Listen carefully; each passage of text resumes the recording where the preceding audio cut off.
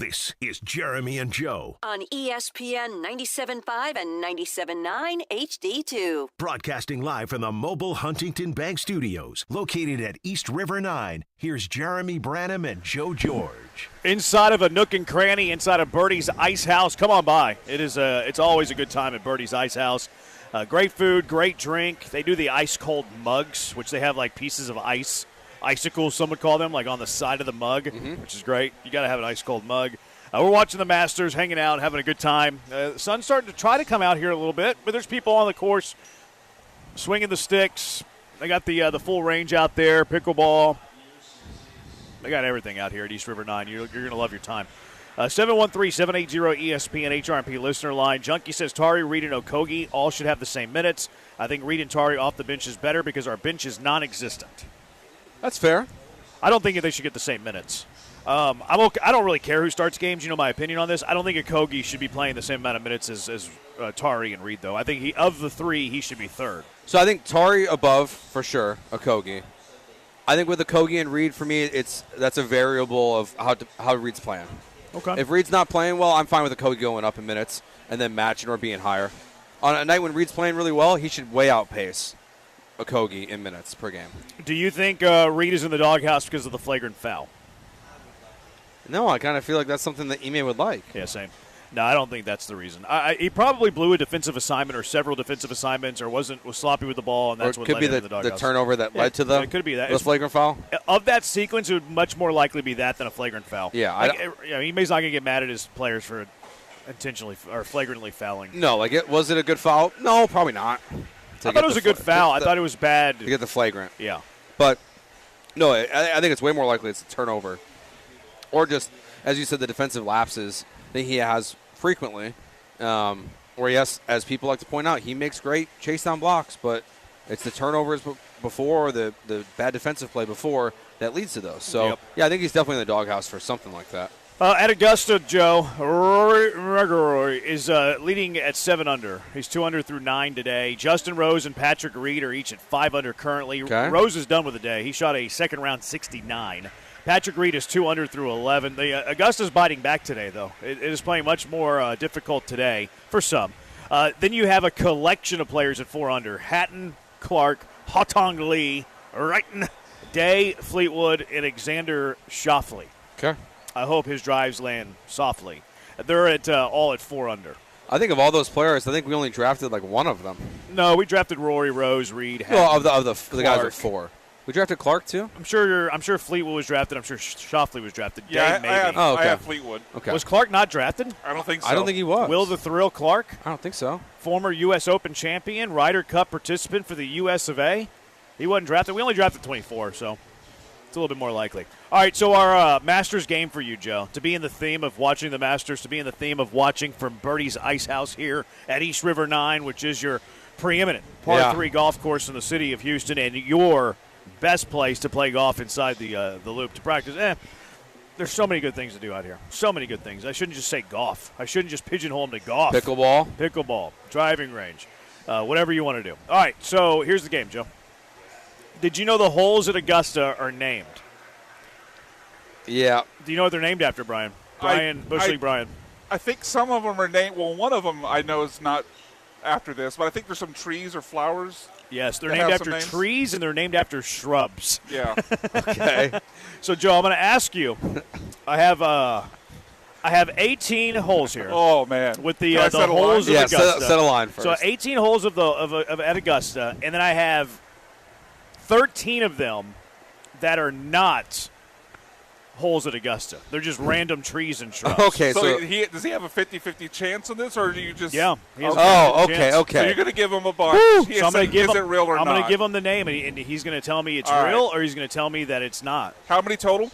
There's 31. I thought you were going to have to make me pick the hole. Oh, no. As you said that, I was like, I would get 0. No, that'd be way too difficult. Over under 12.5. 12.5. So out of 31. So, I mean, that's... Because he's got a 50-50 chance. Yeah, I mean, that's losing the coin flip. He's going to sneak into some. All right. First one, Joe. Okay. Ash. Real. No, the ash is not real. The ash is not a real hole at Augusta National. Good start. So Joe is off to a roaring start. He's bogey number 1. Okay. All right, second one. Azalea. Real. Yeah, Azalea is real. It's There the par. we go. I knew that one. There we go. It's the par 5 13th. Very good. Okay. Joe's very. I was trying to get you there, although I didn't really have a choice in that one. I thought it might get you. He's like, oh, it can't be Azalea because they have too many No. Azaleas. They wouldn't name a hole after that after they had tons of Azaleas. You got that one right. Birch. Real. No, Birch is not real. Birch is not a real hole at Augusta National. So that one's wrong. How about Black Willow? Real. Incorrect. Incorrect. One Black out of Willow. 4. 1 out of 4. Black Willow is not correct. Boxwood. Real. No. No. I thought Joe was right there. I did too. I thought I'd No. heard Boxwood before. Boxwood is not correct. It is not a real hole at Augusta. Camellia. Real. Camellia is real. 2. It's the par 4 I think you 10th hole. made a mistake there. Oh. I think you said it like in a master's voice as you said it. There's my tail. Hello, friends. I think I got that. Yeah. It is the par 4 10th. It is the first hole on the second 9. Okay. All right, next one. Carolina Cherry. Not real.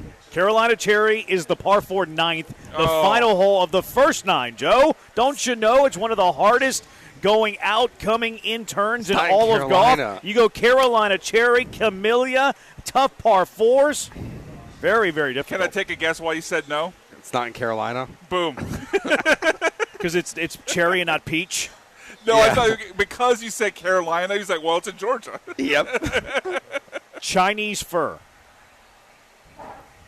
Real. Chinese fir is real. It's the par 4 3. 14th. What was the number you said? 13 and a half. Oh, no, yikes. I said 12 and a half. 12 and a half. Double red rose. Real. Double red rose is not real. That Ah. is that is a fake. My Uncle Barney is texting me the holes that these are. He knows them? He can tell you every hole.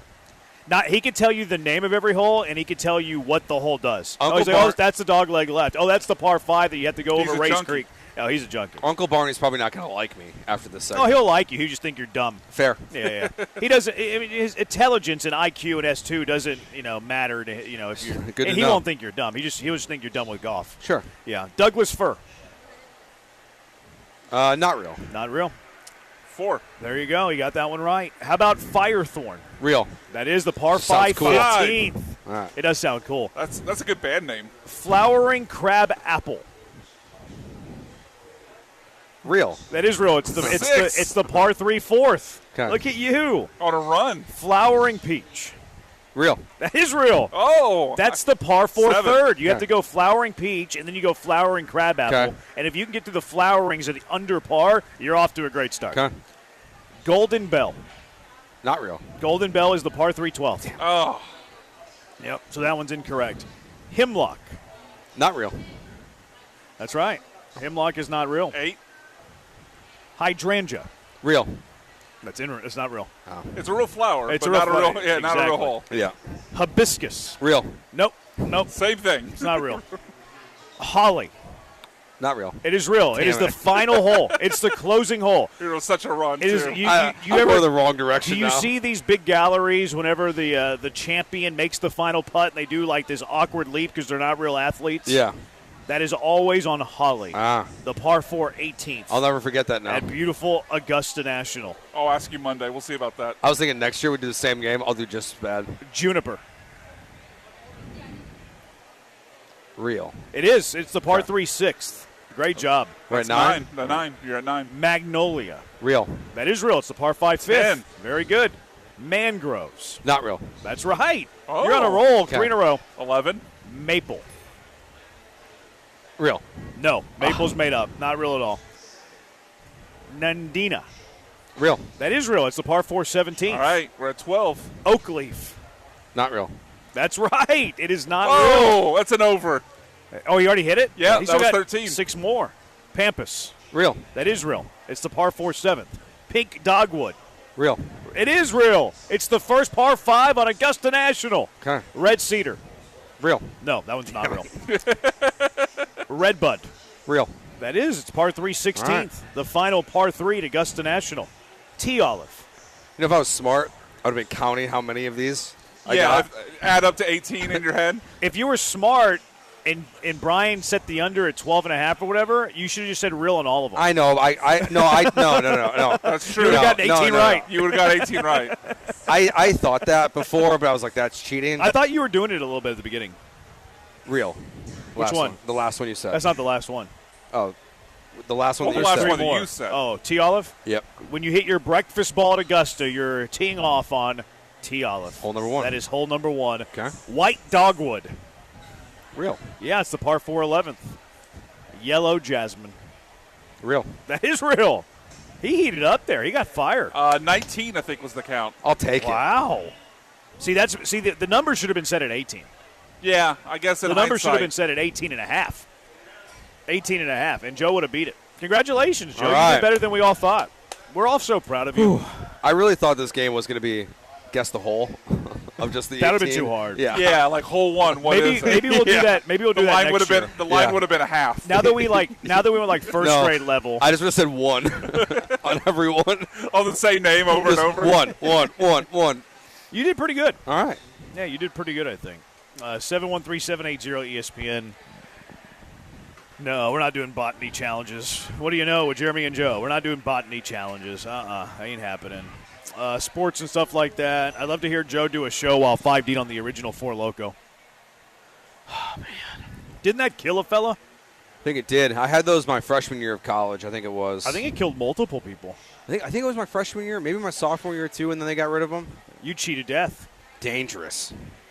Yeah, those things Good time. Good time? Good time. You like your heart stopping? No, I just more Actually, like that speeds you up, really, doesn't it? Doesn't it speed? It's Yeah. more of an upper. yeah, it's more of an upper. So you just wanted to test your heart, Yeah. see if it didn't I explode. was 18, 19. I got you. I think they were the real ones. I can't remember when that happened, but All right, Joe yesterday watched one of the most iconic movies of all time. Not Titanic, not Gone with the Wind, Office Space. So Joe's going to hit us with his Office Space review after watching it yesterday. Second movie you watched yesterday, huh? yeah, I watched 2 movies yesterday. It's a lot of movies. Yeah. It's like Brian territory there. You put a smile on Brian's face. Yeah, we said, you know what? Forget it. Doesn't matter. He puked in the car. The kid. We're taking him to the Mario movie. There you we go. went anyways. How would you feel the rest of the day? He was great. He rallied. Yeah. Little Joe. He learned it from you. All those Four Locos. You're You right. put it in his blood. Exactly. The puke and rally. All right, his Office Space review. It's Jeremy and Joe live from Bernie's Ice House at East River 9 on ESPN 97.5 and 97.9 HD2. If you're in the market for a new vehicle, Monument Chevrolet is the dealer you can trust. They're transparent with you. They're not going to hassle you over pricing. You're going to get your car shopping done super fast. Monument Chevrolet has been serving the Houston area for 50 years now. They've helped generations of families get into new vehicles, and then these families keep coming back because they trust the people at Monument Chevrolet. Family feel there.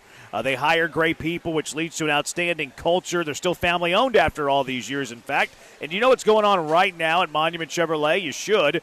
Truck Month. Truck Month has been extended at Monument Chevrolet, and this Truck Month is unique. This Truck Month is different. This Truck Month is top shelf, unlike anything you've ever seen before. Why is that? Because the supplier discount going on right now. This is the big discount reserved for top Chevy sellers. You're paying their price this month. Take advantage of the supplier discount. Never before seen, never has been offered at Monument Chevrolet, the bulk discount that only the big buyers normally receive. So why wouldn't you take advantage of this right now? If you've had a single thought, a single dream, a single wonder about a new truck, you need to take advantage of this now because you're not going to get a price like this on all their full inventory of 2026 Silverado 1500s in every trim, in every color. You need to take advantage of this. Stop by Monument Chevrolet, 225 at Beltway 8.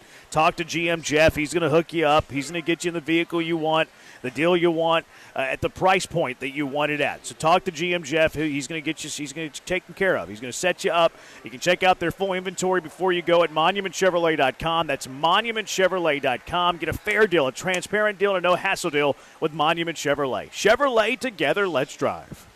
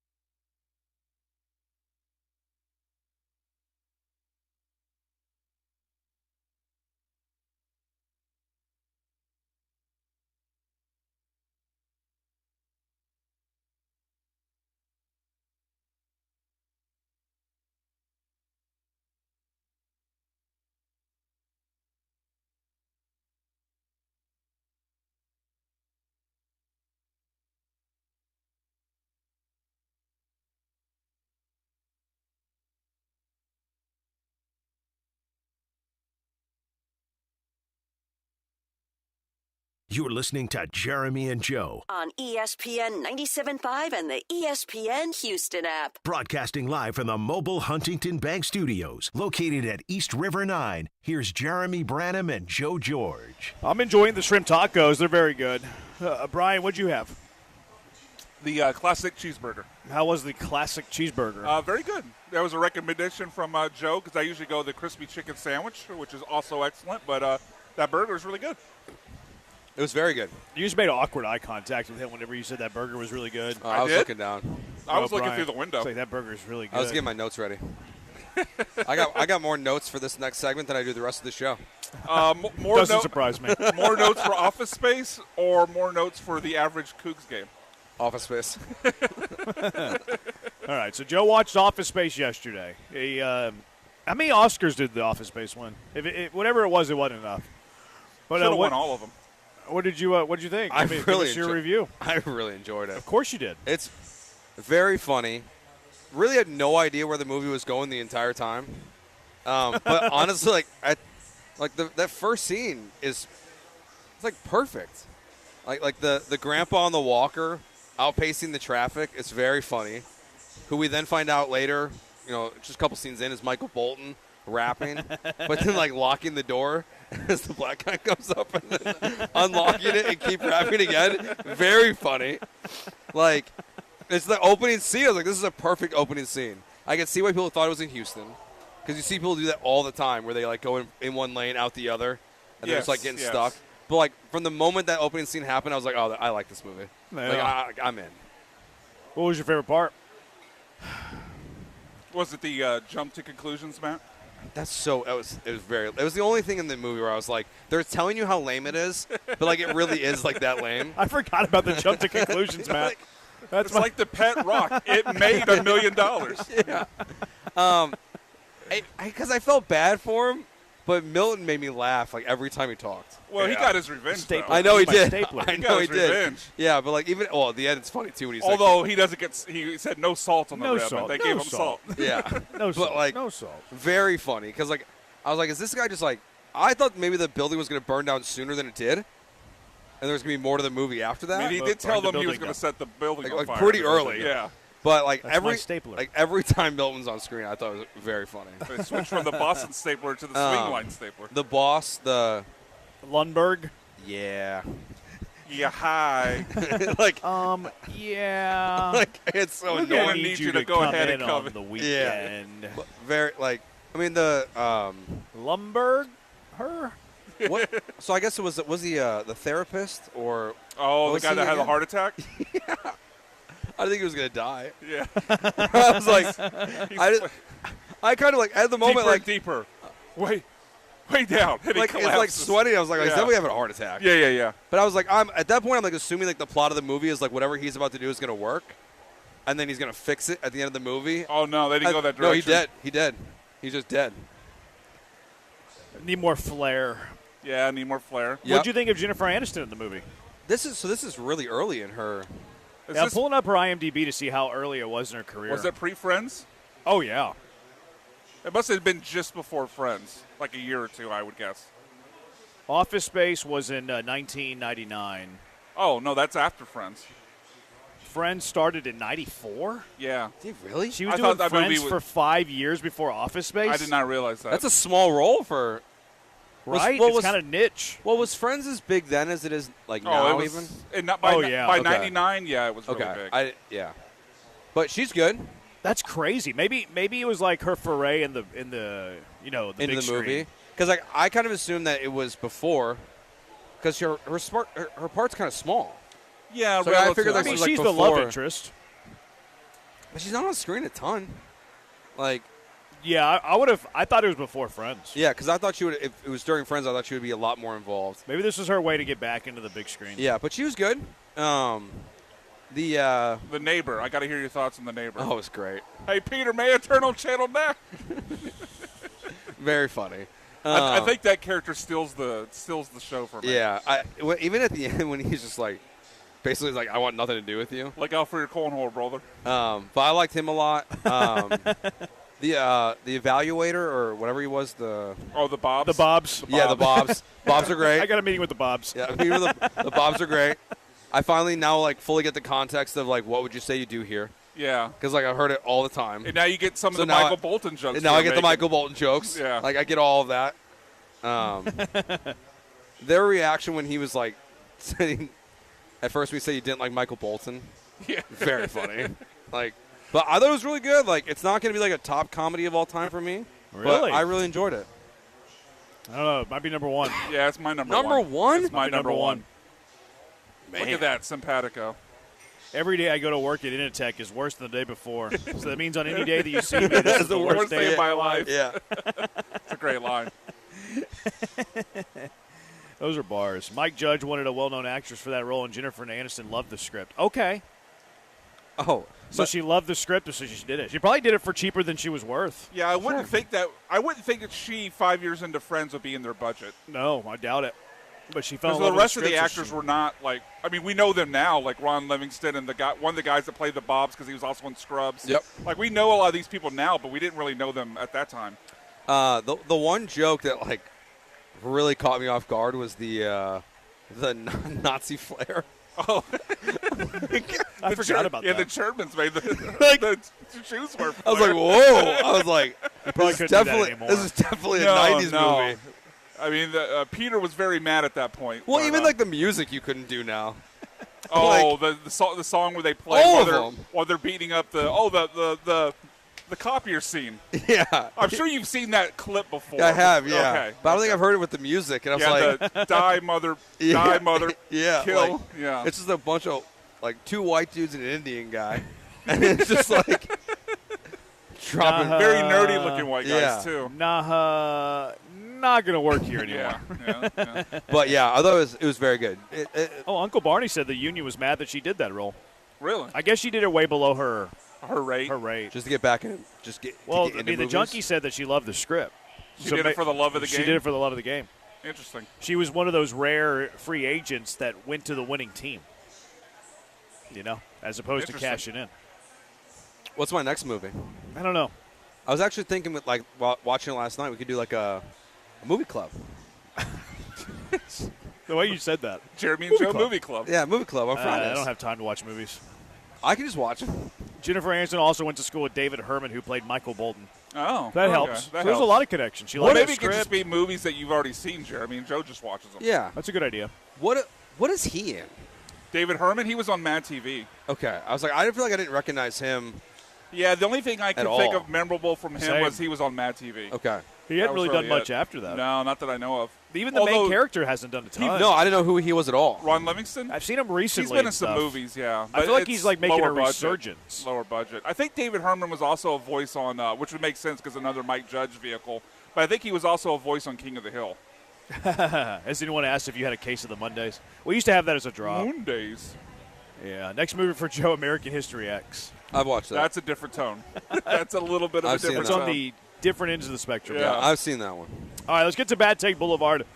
What are the worst takes of the week? 713-780-3776. Bad Take Boulevard, Jeremy and Joe, ESPN 97.5, 97.9 HD2. Since 1976, D&M Leasing has been in business, and they open their doors with one mission: making a vehicle easier, smarter, and more affordable than buying it the old-fashioned way. 50 years later, that mission has not changed, but the reason that people come to D&M has only grown. They're tired of wasting their weekends at dealerships, tired of negative equity, and tired of paying too much for too little. And at D&M, you're not going to get a rookie. Their average manager has been there for 20 years, average salesperson for 10. So you're going to work with someone that knows how to save you money, protect you from depreciation, and design a lease around your life. And, again, just walk you through the process from start to finish if you've never done it before. If your payments are too high, you're stuck in negative equity, or you just want that smarter way to upgrade, call D&M at 713-290-1000 or visit dmautololeasing.com today.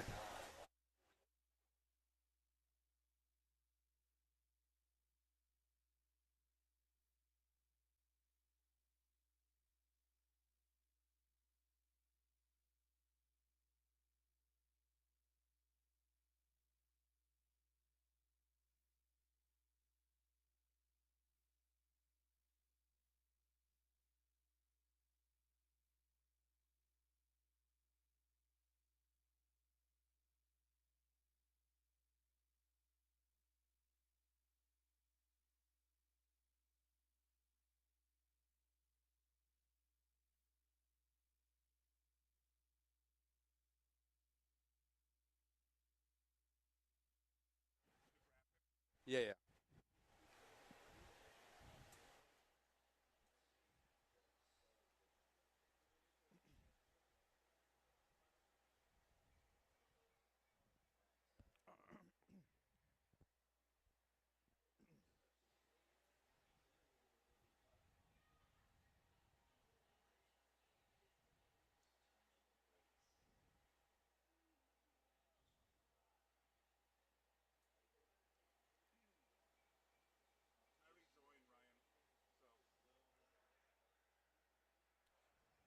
I rejoined Ryan. Hopefully it works.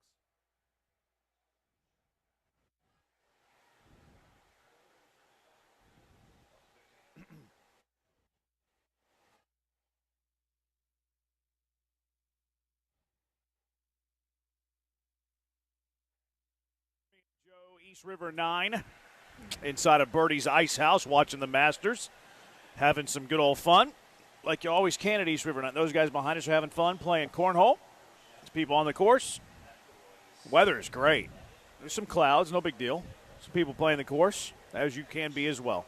Bad Take Boulevard, what are the worst takes of the week? Someone texted in and said, Bad Take Boulevard, J-Bone and Joe denying the purposefulness and comedic genius B-Max cum laude joke yesterday.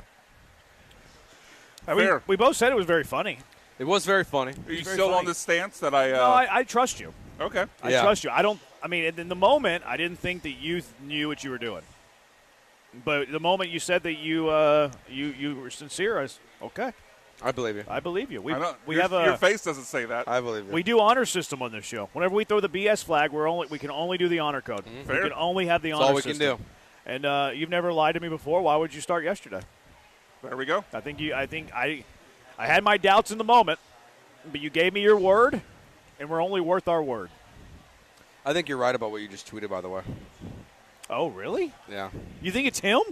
No chance. So Chase Daniel just got Yeah, share with the rest of the class. Chase Daniel just got removed from Diana Rossi's podcast. yeah. Oh, I did see that. And I tweeted, I guess we found out who the photographer was. I mean, I was to say, yeah. I was just kidding. I mean, sarcastic. So people dude. have been speculating that Who are the other 6 people? Chase Daniel would make sense. because there's also now photos of Diana and Mike Vrabel at a restaurant in Indianapolis. Oh, really? Around the combine. So people are speculating that the husband might have hired a private investigator. It might have been St. Elmo's. It could have been. I'm not sure. You can't tell what restaurant, or at least unless I knew the restaurant, but they're at a restaurant bar I mean, right next to would each a other. private investigator sell his pictures to, like, would he be selling, like, all No, year I round? think these are separate. I think these Oh. are separate. I think the husband might have had a private investigator and also someone else took photos. Why would Chase Daniel do this? I don't know, but I just don't get why they got fired, so I'm going to say that you're Motive right. always matters. He's being pushed out anyways? Like, I think it's a very clear case of paparazzi. Like, they're shopping the pictures around. Oh, they've already had that report. There was a report that came out that New York Post was not the first outlet to get it shot. So I guess, like TMZ rejected it, Yeah. I guess? Yeah, a number of places apparently rejected Yeah. it before the New York Post bought it. Which, if you're shopping it, these were the 3 sexiest pictures that they had. Yeah. She just hasn't done herself any favors No. for everything else she's done before this. Oh, no. You almost, don't knock us off air, Joe. I got so close right you there. got so close. Anyways, Bad Take Boulevard. Mike Francesa has been making the list here a lot recently. Here was Mike Francesa with a thought ahead of the Masters about a certain golfer he liked. Been looking for McIntyre. I like the price, 28-1. I think he's going to play very well. He's got the right temperament. Fits his game. I would definitely use him. All right, that's enough. I can't listen to more after he said the temperament. The right He flipped off at one of the greens at Augusta yesterday. He's got the right temperament. He's flipping off a green. He shot an 80 yesterday. He's more than likely going to miss the cut. He actually had a good bounce back round today. He shot a 71, but he's 7 over for the tournament. Projected cut line's at 4 over right now. So Francesa lately, he's been on a what's the opposite of a heater? Because he's been on that. I think he's on a heater of bad takes. If you're just fading them every time. Yeah. I guess a cooler would be the word. He's been on a cooler. He's on a cooler. But just play opposite of his picks. Make money. Yeah, so if you would have known Francesa was in on McIntyre before we did our draft, Yeah, I would have picked him. you would have pivoted. There was a stretch in Pivoted. the NFL season because he gives out like 4 picks for every NFL weekend where he missed 10 in a row. 10 games in a row. That's hard to do. 10 in a row? That's games in a really row. hard Against to the do. spread, or Yeah, against the spread, yeah. that is hard to do. Yeah. I mean, they're basically coin flips. Yeah. Like you would think you get one. That's like no, there that's were like some losing. over-unders mixed. It wasn't straight. Still. It wasn't 10 money lines or whatever, or spreads. It was, some I over-unders. mean, those are. but- I mean, those are as close as you can get it to coin flips. I know. It's like losing 10 coin flips in a row. Yeah. He said he had the right temperament. He literally got reprimanded by the officials at Augusta National today because he flipped off a green. Can't do that. Who flips off greens? I've only seen one person do it. Well, Hatton actually did it in the Oh, past, Hatton too. did? Oh, Okay. really? Yeah. Something about those Europeans, man. See, I could see like slamming the club, He was flipping it but off. like throwing giving the clubs. green a bird. Like, what's it do? Like, at least if you hit it with the club, it's gonna hurt it. You're showing. You're showing. It's gonna hurt. It's gonna hurt the ground. You know what flipping the bird to it? You know what flipping the bird to a golf course green is like? It's pulling a Keith. It's being a Keith. Robert McIntyre, Bobby Mack yesterday was being a Keith at Augusta National. A golf key. So what's the worst take then here? Is it His is temperament. it Francesa picking McIntyre, or is it Probably his temperament. McIntyre being a Keith? No, I mean that's not a bad take. That's just a bad behavior Sure. like condition, I think Francesa's saying he has the right temperament. And then getting the double bird. and then is tough. immediately gets reprimanded by Augusta National officials before he tees off on Friday morning. Yeah.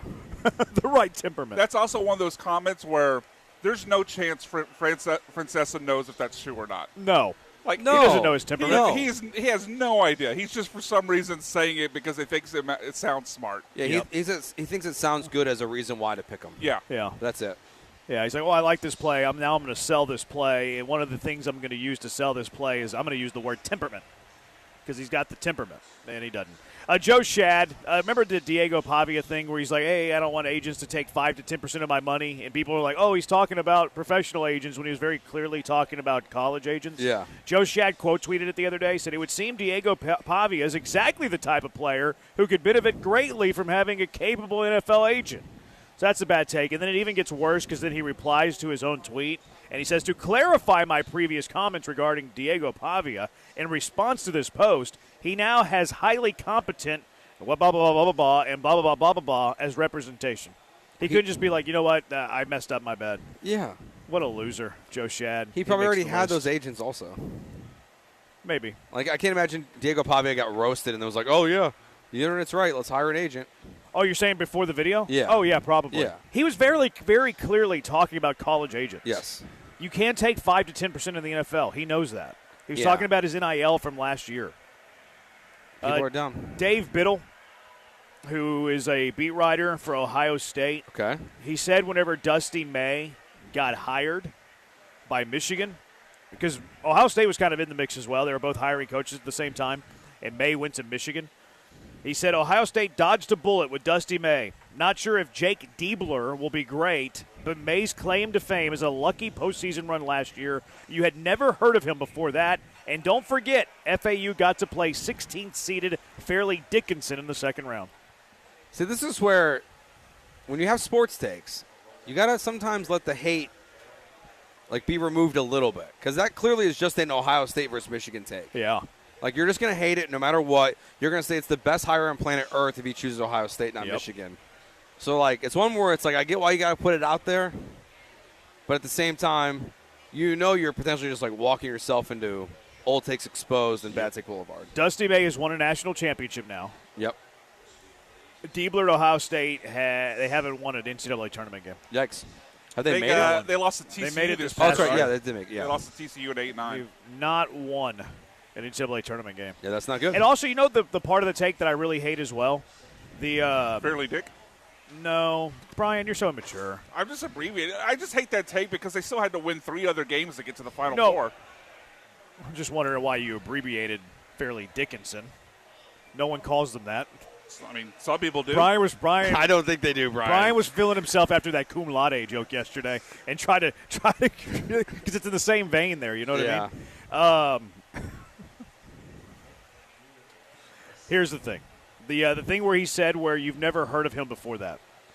You've never heard of any great until you've heard of them.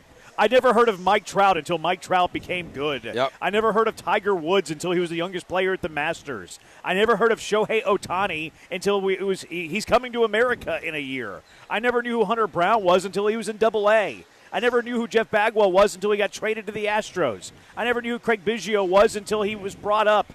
I never knew who any of these guys were once upon a time. Yep. That's such a stupid take. It is a very stupid take. Did anybody know who Sean McVay was whenever he got hired by the Rams? No. It's so dumb. Everybody comes from obscurity. Yeah, like unless like the only time you know who it is if it's an established coach Or if it's player. a Like, that's situation of it's the kid of a famous coach, right? Yes, but even then, like I think back to when Silas got hired. Like nepotism, you might. But but you still don't know. Like Yeah. this Karras guy that the Astros just played for the Rockies. I didn't know he existed. Yeah, no idea. Eric Karros' son. I only knew because when they showed the video of his dad watching him get his first RBI or whatever it was in the big leagues. But like it was like that with Silas when the Rockets hired him, and people were like, "Oh, this is a great hire. He's got all these connections to Luka and young players." I'm like, he's an assistant coach in the NBA. Like you've never heard of this guy before. Yeah. It's just kind of the reality of it. Yeah, I mean, people are good assistants. People are, whatever. Yeah. You've never heard of them before. So what? We hadn't heard of Bob Knight until Bob Knight became Bob Knight. It's true. We didn't know who Coach K was until Coach K became Coach K. Did you know him at Army? I did. Well, I wasn't alive. Brian might have been. We didn't know who John Wooden was until John Wooden became John Wooden. We didn't know who Jordan was until Jordan was at North Carolina. He got cut from his high school team. Oh, well, we've never heard of him before, so he's not going to be any good. What? That's so dumb. We never heard of Akeem Olajuwon until he came over from another country. Yeah. Good point. It's ridiculous. Bad take. All right, Todd Callis, TV voice of the Houston Astros. He's going to join us when we return. It's Jeremy and Joe live from Birdie's Ice House at East River 9 on ESPN 97.5 and 97.9 HD2.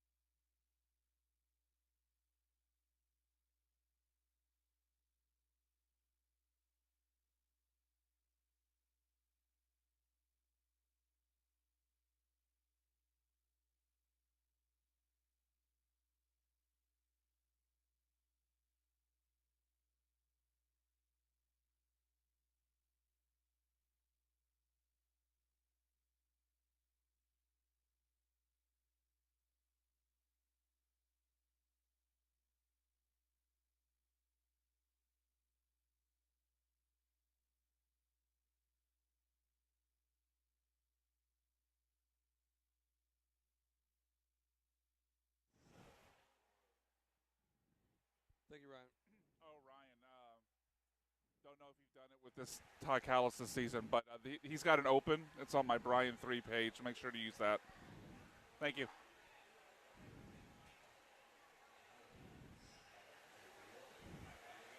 Thank you, Lexi. Hey, you got Lexi getting beers for you? I'm trapped back here.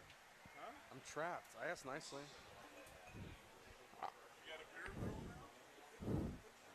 Perks of being the boss. Put your hand up.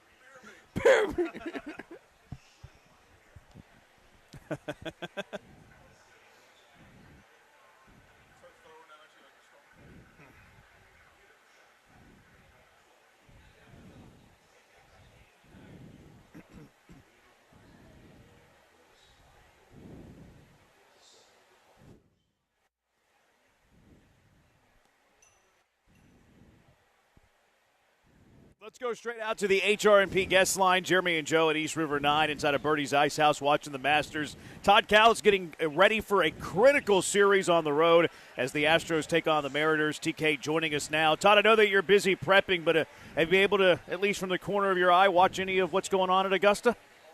Oh, yeah. Been watching Augusta the last couple of days. It's great. I love it this time of year.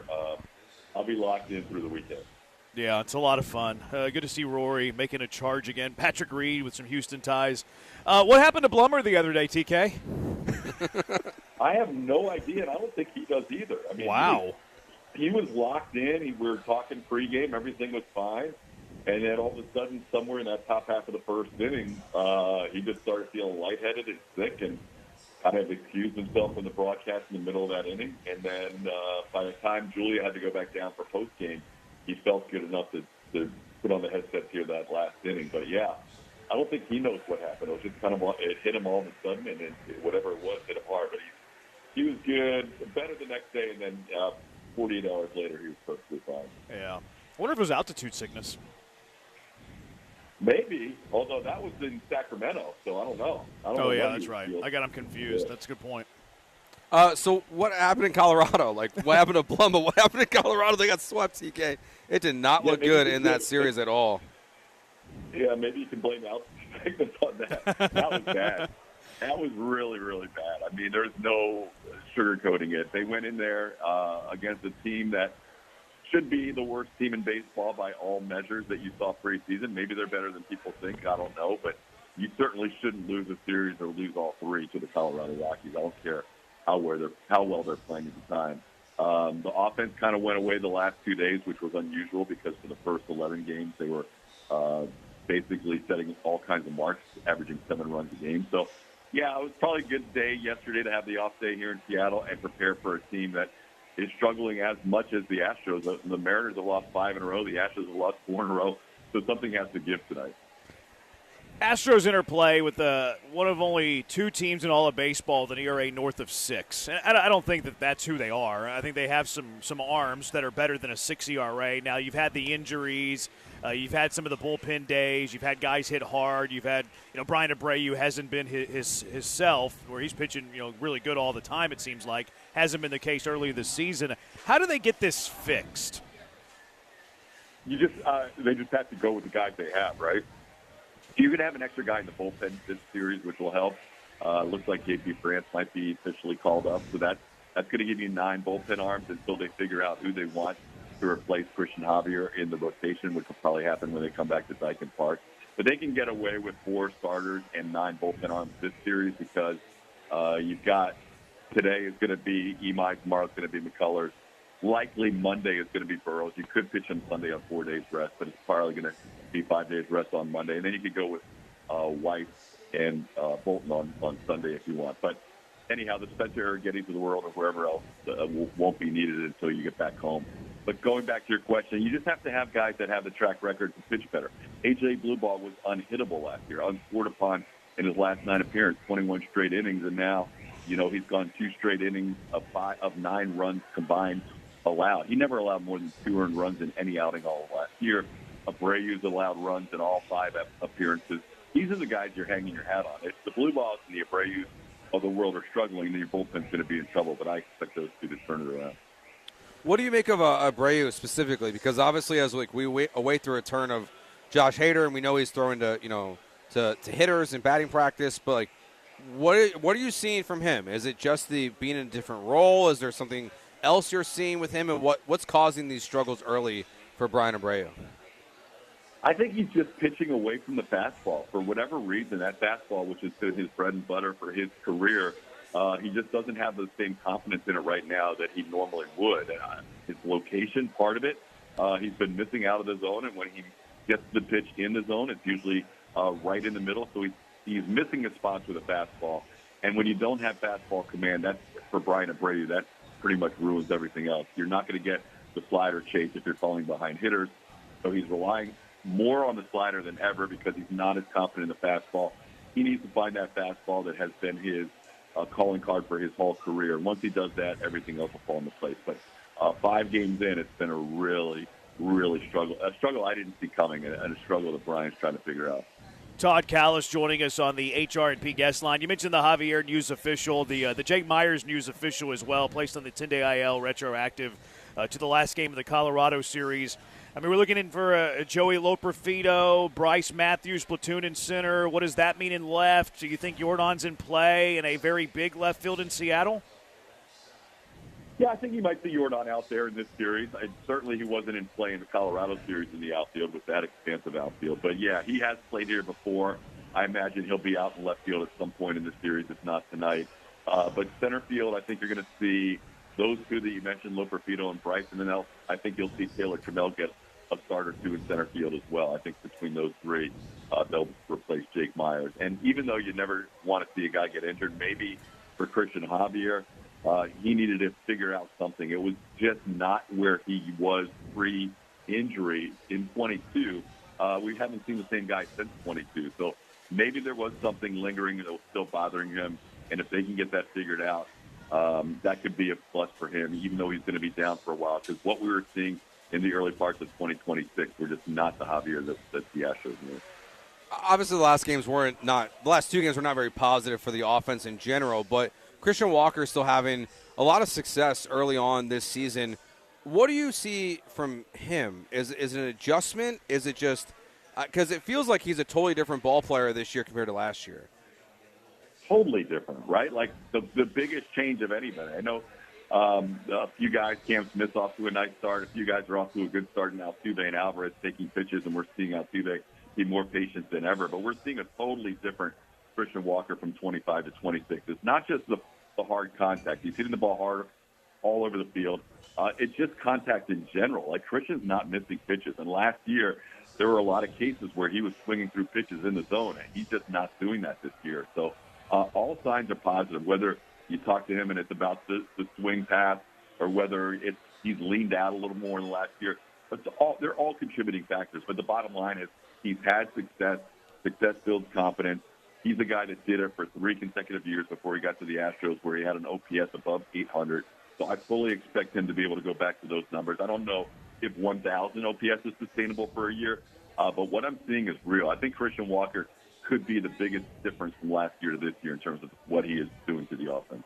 Start of the series tonight against Seattle. Far cry from where they were last year. A team that won the AL West this year. I mean, it's early, but the bottom team in the AL West, the cellar dweller, the offense really hasn't got going.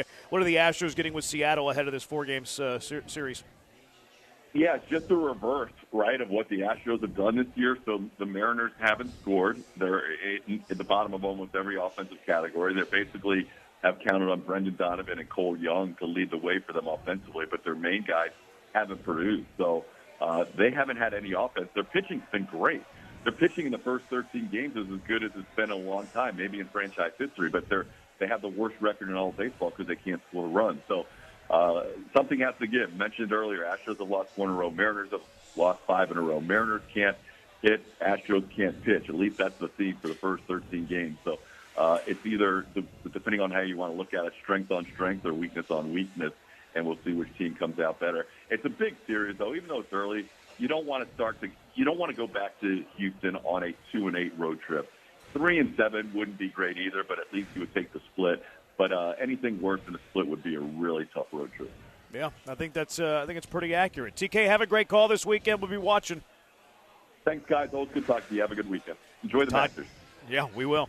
Todd Callis, TV voice of the Astros on the Shin, joining us on the HR&P guest line. Let's talk a little bit about this Seattle series. What has to happen in this series to regain some hope on the Stros? 713-780-3776. Jeremy and Joe live from East River 9 inside of Birdie's Ice House on ESPN 97.5 and 97.9 HD2.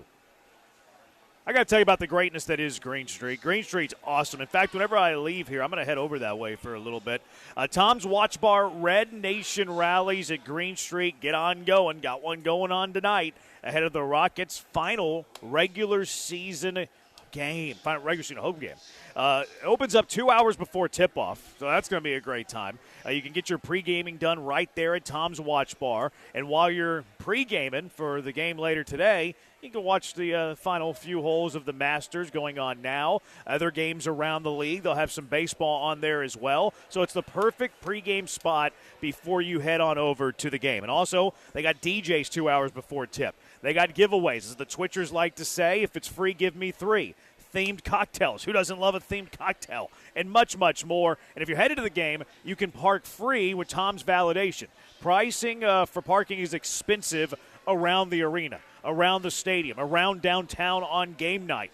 Do you know how valuable it is to park for free with Tom's Validation? It is super valuable. And then you can use those savings on those themed cocktails, and you're basically drinking for free.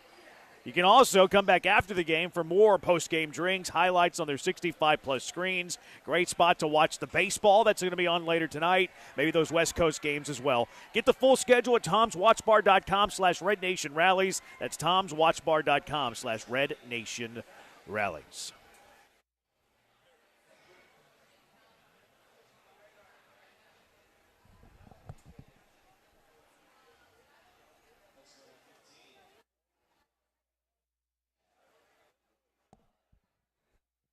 Yeah. So we're having an issue with volume, bro. So that's why the Francesa audio is so low. The audio looks good, but it's coming through low. He's got it potted all the way up.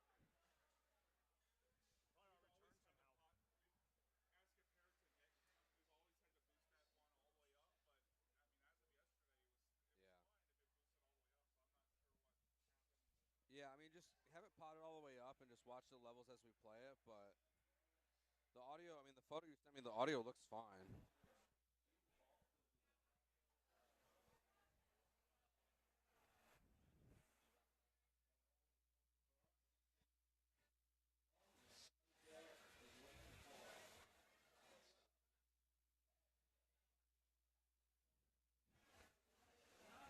Yeah, it's probably just the Vox Pro pot for some reason. I'll give AJ a heads up from Monday, just to talk to AD if it happens still, because he's not gonna be there now to fix it. But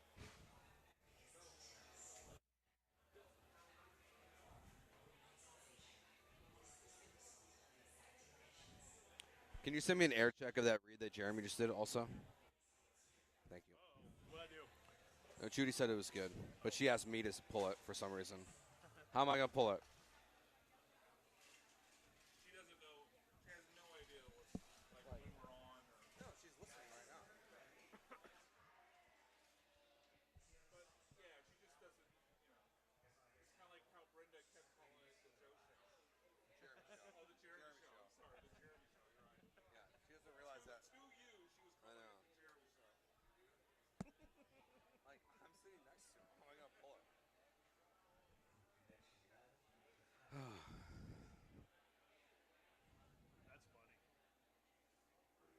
You're back with Jeremy and Joe on ESPN 97.5 and the ESPN Houston app. Broadcasting live from the mobile Huntington Bank Studios, located at East River 9. Here's Jeremy Branham and Joe George. Brian, you're in that young lady's way at Birdie's Eye. No, you're not. So No. Brian needs to apologize. He needs to to you. apologize. Yeah, look at Brian. Just I'm going to camp out right in front of where she needs to go. How rude of you, Brian. I got you. Can't be there. 3 seconds. What a white knight you are. Not all heroes wear capes. We are at Birdie's Ice House, having a good old time, as you can tell. The weather is not as bad as you would think. You know, it might look a little intimidating, but it's really not. I mean, people are outside doing their activities, doing a lot of fun activities. We're inside watching the Masters, which TK had his eye on. Of course, TK. The Masters is perfect prep background noise. You know, you're prepping, you're watching the Masters in the background. It's perfect. Rory's in the lead, 7 under. Patrick Reed at 6 under. Rose and Sam Burns and Jason Day are all at 5 under. So we're gonna have a weekend, Joe. How many hours of coverage will you be watching of the Masters this weekend? See, tomorrow I got a T-ball game. It's not gonna get rained out. Good question. Actually, Thanks. it might get rained out, so I might not have a T-ball game tomorrow. There you go. And the league that we go through is pretty soft with that, so there's actually a good chance it gets rained out tomorrow. So then a lot. There you go. 'Cause I got nothing to do Saturday morning, nothing to do Sunday morning. Just typical donut Sunday. You do donuts every Sunday? Every Sunday. I need to put you on something. Do you go to have a spot that you enjoy We the do, most? Or yeah. do you try different spots? No, there's a place in League City. It's called Free Plug, Bonnie's Donuts. Okay. They do 5-pound donuts and 5-pound cinnamon rolls. How do you eat all that? We've never done it, but I just see them all the time. Have you ever been to Round Rock Donut? They do the big giant. Like it looks like so. it looks like what is the thing? Like a float? You know, Like you a go floaty? Oh. Yeah, kind of like a floaty. Yeah, like a pool You floaty? mean inner tube. Inner tube. Yeah, but it's not quite the big one. Ryan, we can't hear you. Not quite the inflatable big ones that you float the river with. It's more ones that you just hang on the boat like the lifeguards have. Not a tube. I think it's more of a float. A lifesaver. Oh, that's it. Yeah, lifesaver. A life preserver, lifesaver. Yeah. They have like these giant donuts that kind of look like I would think a lifesavers, donut that big would savers. lose the texture that you want from a donut. I kind of feel the same way. It doesn't. I mean, their bread's really good. I really didn't like their glaze and their sugar, but their bread is like really good donut. It's not like a traditional donut bread. It's like almost is it like a sweet cake bread. donut? No. It just their bread's really good. Okay. See, yeah, Bonnie's is kind of like the cake donut, I would say. Oh, really? Yeah. But yeah, we do it every Sunday. That's nice. Support local business There you go. and be fat. Yeah, that too. Way to tag it at the end. Hashtag big back. He's turning it in a good direction, like, and be fat. Hashtag fat. Truth. We talk a lot about food on this show. We do. Hashtag Yeah, fat. We do. We talk about learning and eating. And math. Sometimes math. Yeah. We try to avoid it at all costs. We can't avoid it here, though. We're sweating a couple of golf matchups. We're on Rory McIlroy minus 145 over Bryson DeChambeau. Rory's at 2 under through 12. Bryson's a little better today, but he's even through 13. Okay. So we got a 2-shot lead there as we're in to the second 9 at Augusta National. We're on Xander Schauffele. I hope his drives land softly. He's 1 over through 13. He's facing Cam Young, who's 2 under through 12. Okay. So we're 3 shots back there, Joe. That one might be. Yeah, that's not good. That might be donezo. And we also lost $148 today. Yeah. Betting on your Cubs, chasing a unit. Yeah, I think you guys should just fade the Cubs. We're now down just over a unit on the year, and we now have given away our profit on the week thanks to the Cubs. We're now down. We're pretty even on the week. We're down $3. Sorry. We I should tried. Yeah, you also said lean under, and I ignored that. I was like, it's too small of a number. I didn't trust it. It's a Wrigley thing. You see a number at 6.5. It's way too low It for just any felt like a ballpark sucker's outside bet. of Wrigley. Yes. I know. It felt like a sucker's bet. I couldn't do it. Yeah. It would have hit. Not having a good day on the betting front. Hopefully Rory holds, and maybe Xander has a charge in him on the second 9 at Augusta. TK has a lot higher confidence in Christian Javier than I do. He's like, all he has to do is get that fastball back and trust it. I think it's done. I don't think we're ever seeing the Christian Javier fastball again. When was the last time he had the fastball? Pre-TJ. Actually, Maybe 22? the season before pre-TJ. Because I think he was trying to pitch through stuff that year. That year that he got shut down and needed Tommy John, I think he was trying to pitch through stuff early, which factored into the TJ. And he didn't have his fastball of that year. That would have been 23? That would have been 23. Yeah, the early part. He wasn't very good the early parts of 23. I think he was pitching through stuff. So the last real 22. Javier we saw was the no-hitter. World Series, yeah. Oh, yeah. Yeah. And his official diagnosis is the same as Hunter Brown's. Yep. Grade 2 shoulder strain. So a guy who could be out for 2-3 months, but I think his career's toast. I really do. I hate being so callous with it. After Todd Callis was pretty Well done with the pun. Was that intended? No, it was not. I'll admit. I think Javier's fastball's done, and he was always a guy who lived on the margins. I don't think he's ever going to regain the invisible fastball. The velo's down a tick. The IVB is down more than a tick. He needed that in order to be good, as Todd mentioned. But, Todd's like, he needs all this he needs his fastball to be good here, to be good there, to be good here, to be good there. I just don't think he's ever getting the fastball back. And if he doesn't get the fastball back with his repertoire, he's not a big league pitcher. Yeah, he's a 2-pitch guy, which now means he's a 1-pitch guy. Everything's below average. Like, his slider is still okay, but, like, if you're not getting it into slider counts, strikeout counts, like, you're in trouble. Yeah, the only hope for Javier is that because we've seen him actually come out of the bullpen, unlike the past conversations with Lance McCullers, we've seen Javier do it. So maybe that last year of the contract, the next year you can find a way to use him as a bullpen guy. This year, if he comes back at some point this year, which, like Hunter Brown, we think is going to come back. Christian Javier, if he's not the way he's been pitching, he might just be, just didn't really heal right. He's out for the year, kind of a thing. So, like, it might be best case scenario. He's a long reliever in the bullpen for you in 27, and that's it. Yeah. Honestly, worst case for the Astros might be if there's a lockout and you're stuck with them through 28. Will the contracts carry over? Well, it depends. Depends on how they negotiate it. See, during the COVID year, they lost a year. Yeah, they just lost, but they were fighting. But they were fighting on it hard. It's part of the reason why we ended up with 60 games. That'd be interesting because they didn't want that. I haven't really thought about that. But like, you could be stuck with them for. That wouldn't be great. No, you could get an extra year out of Hunter Brown then potentially, if it worked out in the players' way, which it probably won't. But yeah, I don't know how I feel about that. But yeah, I mean, Javier, bullpen guy, like that's probably your best case scenario now. Yeah, it doesn't look good. I don't have as much confidence in Javier than TK does. I was pretty intrigued though with the whole Jordan in left field thing. Like, he needs to play more left field. Jake Myers being hurt, like, unless you're going to play Loper Fido and Bryce Matthews, and look, Taylor Trammell will factor in a little bit too. Like, Jordan probably does need to play more left field, and so, like, you kind of need him to, because you're at this point, if he's not playing left field and he's DHing, you're picking a combination of two of Bryce Matthews, Joey Loperfido, and Taylor Trammell over one of your infield guys. Which is a mistake. Yeah. And we talked about this plenty leading up to this with the surplus, the untenableness of the infield. But this was always kind of best case scenario was if, yeah, he's going to play a game in Colorado. He's going to play in a game or two in Seattle. And we're just going to put him out there. And there might be certain ballparks like Toronto where he doesn't play left field. But if you're going to see him out there, that's a huge positive for this team, just to be able to make the untenableness less going forward. But, yeah, hopefully we do see him out there in left field in the series at some point. I think he can do it. He's not a terrible left fielder. Just doesn't always look super comfortable out there. No, he's below average.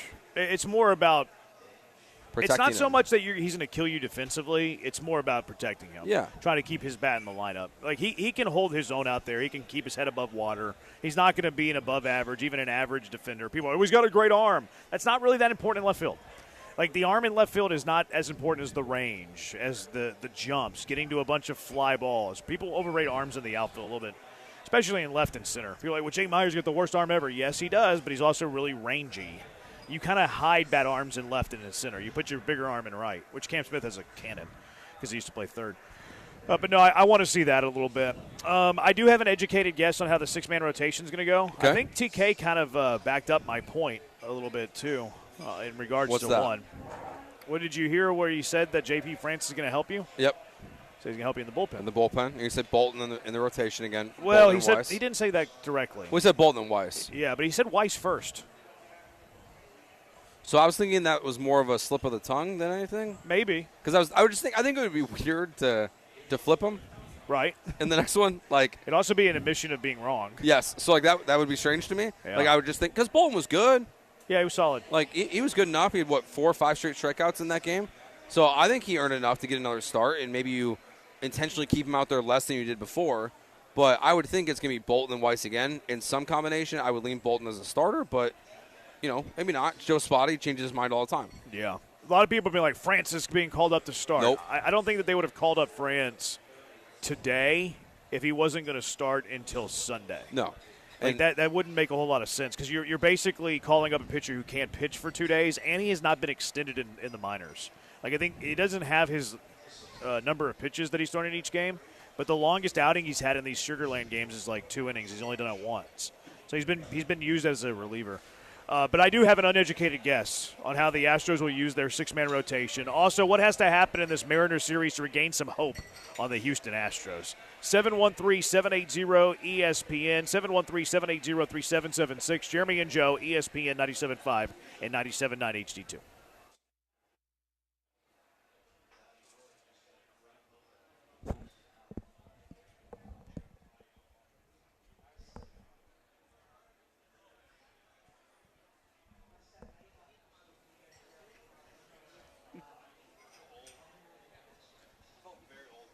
Yeah.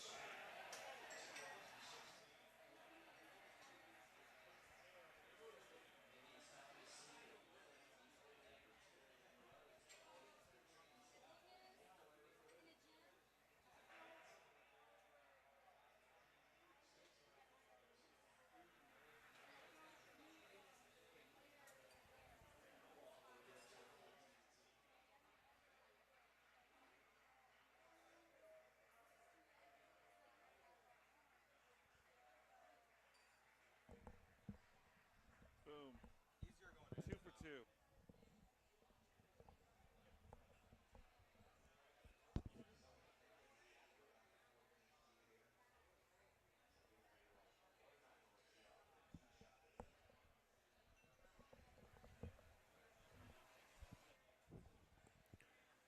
Ryan wants to know if you're sending the library to Christina. That's Brenda, right? You said send it to Joe.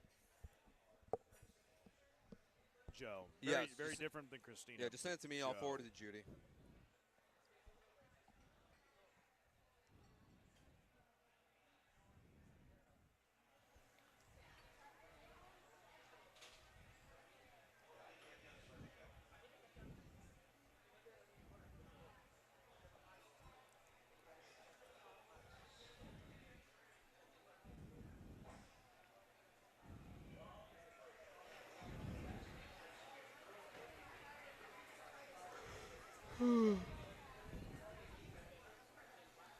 I don't know. Brian, that seltzer that you were drinking earlier, that was me buying you a drink. What was I buying? I bought you that seltzer earlier. First off, that was a water. I thought you were drinking a ranch water when I walked in. No, it's just a regular It says, water. I asked for a bottle of water. That's what they have. It says rainwater. Yeah, it's rainwater. Oh. Denied.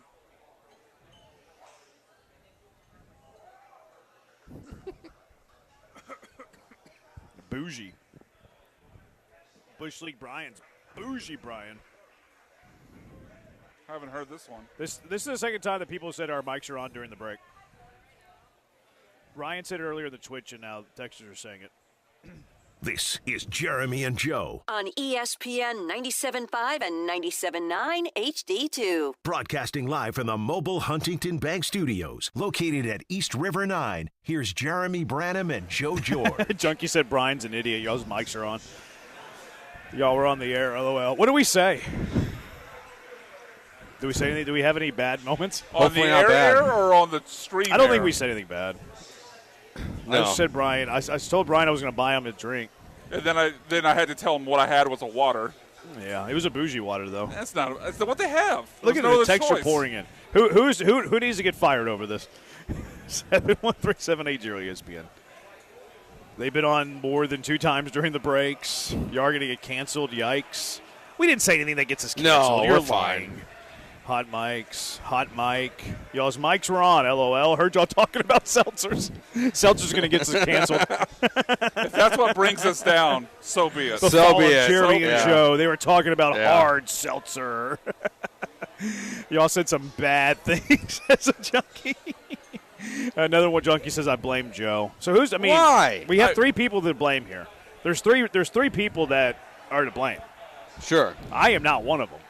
I haven't touched anything over yeah, there. you have nothing to do with it. It's either Ryan, who is back producing, at Gal, who's a part-timer, so I feel bad putting this on Ryan. I deny these allegations. I can't hear you, Ryan. Brian, could be Brian, our on-site engineer. Although because of the table situation, I'm not. There we go.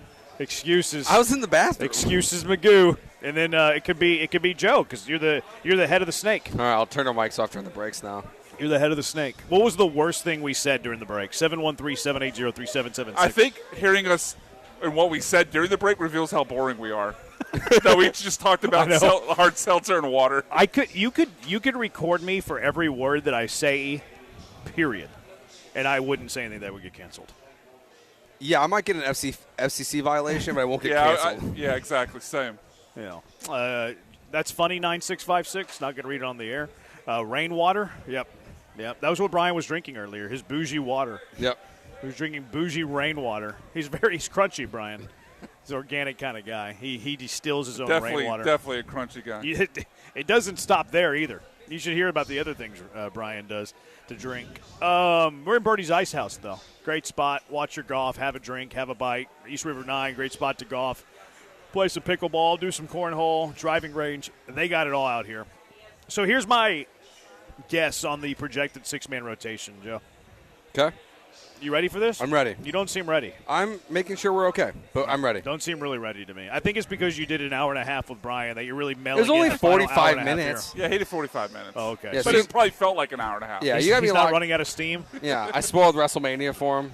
What do you mean it hadn't happened Well, yet? he spoiled one character. Yeah. Oh, don't do that. Yeah, I'm not going to say it because you might not have seen it. Bush League Joe now. No. I take the L there. I've been really behind. He asked me what I thought. I told him what I was excited about, and it was a spoiler. I asked him what he was excited about, and what he said was a spoiler because I'm 1 week behind. But I take that L. All right. So what do you think? Yeah. So they're going to go Imai tonight. Yep. They're going to go Lance McCullers tomorrow. They have not announced a starter for Sunday or Monday.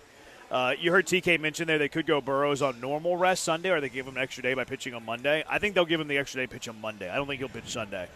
And then you start the series with the Rockies, which you play a 3-game series there Tuesday, Wednesday, Thursday.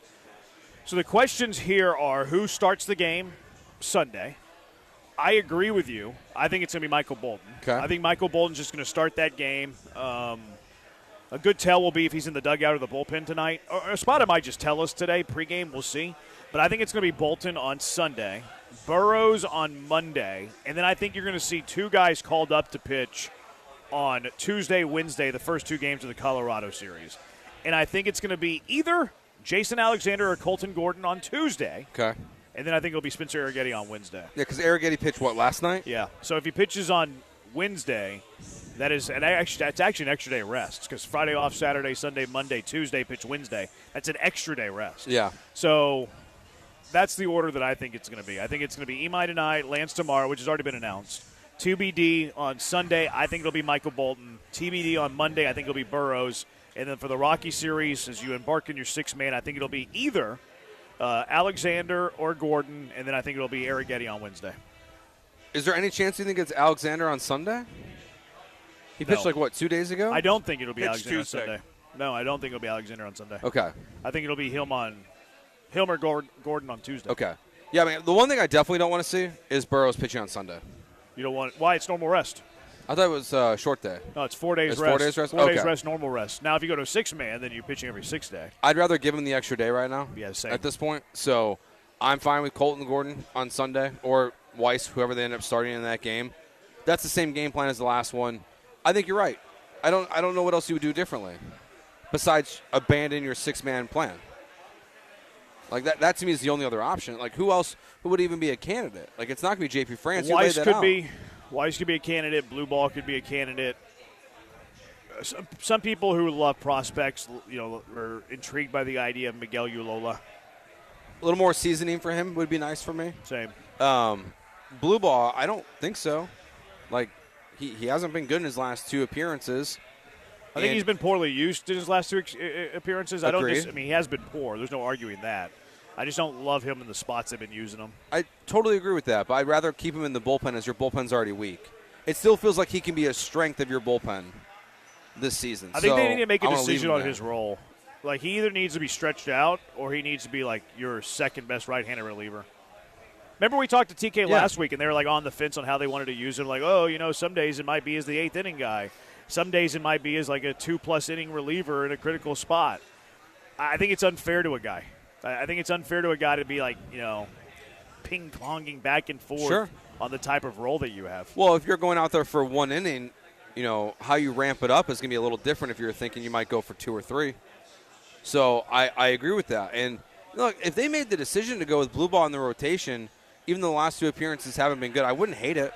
Like, I would be totally fine with that decision if that's what they make. But I think at this point it's best suited to keep him in the bullpen. I would just roll with Alexander and Arrighetti in the rotation. Like, they both have performed at points in their career positively in the big leagues. So just roll with that. Yeah. Like one of them can be better than Christian Javier for sure. Yeah, I think so. And one of them can be Just I don't solid. know, solid 40% of Hunter Brown, like 30% of Hunter Brown. Like, I don't know, but like just get you through over this next month and a half or whatever ends up being while he's out. Yeah. What do you have to see in the Seattle series to recover some hope that you have for this team? Well, what TK pointed out, where you got one of the worst pitching staffs in baseball statistically right now versus one of the worst lineups in baseball with the Mariners, is you want to win that matchup. Like, even if the lineup is not perfect in this series and it doesn't go the way you want it to go, like it's how it was the last 2 Rockies games where you're not performing at your best level, but if the pitching has some success against this poor lineup, that to me covers it. Like, even if you lose the series, the pitching has to be good for a majority of it. Like, I will take that. I would rather win this series, of course, but the pitching, they have to be the reason why you're in these games. It cannot just be a slugfest. If they go out there and get shelled by this bad offense so far this season, then yeah, it's panic time. It's already there. It's already just they're not able to shut down a team that's been terrible so far this season. So if you lose 3 of 4, but you lose like 3-1 games in the ones that you lose, you still feel okay? I'll feel okay. Like, I won't feel great, but like at least then I know that the offense, which I think is going to be good more often than not, will get back to the norm, and the pitching staff at least did its job, which is be good against a bad team. I mean, I want them to split. Yeah, see, that was probably going to be my answer is split, but I think what you said is fairer. Yeah. Like, I mean, you go on the road, you lose 3 of 4. I mean, it's not, you know, an ideal result. It's not a great result, but is your season absolutely tanked? Of course not. Your season's not tanked if you go 1-3 and your record is 7-10. Mm-hmm. You're not in a ideal spot, especially after you started 5-2. But I mean, they were 20-40 a couple years ago, made the playoffs. Not that I think that this team is that team. Like, that team had pitching, it had better pitching. Not at the time, but it had better pitching. But no, I mean, your season's not tanked if you're 7-10. So I don't want to fearmonger it. Like, I'm with you. Like, you don't have to split this series. Like, if you take just one and your pitching looks good and all the other games are competitive, like, it could be a sign of hope. Because I'll flip it. But I don't know if I regain the hope though. Like, it's more of a sign of a hope than regaining. No, the it's hope. a sign of hope because this is a lineup that you should shut down. So, like, even if you flip it, let's say you win 3 out of 4. Yeah. But you win all 3 of those games, 8-6. No, I don't care how you win the 3 games. But like, I would have hope if you win 3 or 4 in any context. But if you give up 18 runs over 3 games, I'm still just like, well, the pitching's not where I want to be. Yeah, but you won 3 or 4. No, and that's still at positive. the defending champion. But that's the don't ignore in victory what you win in defeat. Sure, but what would you rather have? The wins, yes. That would regain more hope, right? Well, see, because my stance is that I'm okay with them losing if the pitching's good. I feel like I also have to kind of be on the other side, where even if they win, I'm not totally okay if the pitching's terrible. Yeah. In this 4-game stretch, I feel like I kind of box myself into a corner. Yeah, I'd rather have 3 or 4 winning slugfest than drop 3 or 4 in a bunch of pitching duels. Yeah, I think the most important thing with this series is that the pitching does what it should, in theory, against this poor lineup so far. You hate this lineup. They still got the big dumper. They do. No, well, he's struggled so far this year. He got cursed. He did. Well, he didn't. By a Rosa Arenahausen. Yeah, he didn't knuckle. He was dumb for doing that. I told you that too. You guys were like, "Yeah, I like the hard oak big dumper. You know what? So far, Jeremy, it's a W for you. It's karma. He has not been good so far this season. Junkie says need to win the series, exclamation point. They don't need to win the series. Their season's not over if they split. Their season's not over if they go 1-3 in these 4. You would like to win. You would like to win. You'd like to look good. Like to look good doing it. All right, 713-780-ESPN HRP listener line. Junkie says it's a society. We should just blame Joe George for everything. Stub your pinky toe on a coffee table. Blame Joe. Price of groceries going up. Blame Joe. Wife says wife is being mean. Blame Joe. Yeah. You could have read that one. I've noticed when Brian for Mike Vrabel, blame Joe. That's basically what it said. That's inappropriate. I've noticed when Brian fills in, he gets real excited and starts interrupting the show more often than usual. He's been pretty quiet. I know he has. Yeah. I feel like there's a section of the listener base that will say that if I say 2 words all show. It's true. Yeah. I was looking over at Brian. I was like, man, he looks tired right now. It's because he did a whole show. I know. You're about to hit that window, too. No, we got plenty of gas left. It's going to be J-Bone and Jeremy for the last hour of the program. He still owes us for yesterday. He owes us 9 minutes. That's right.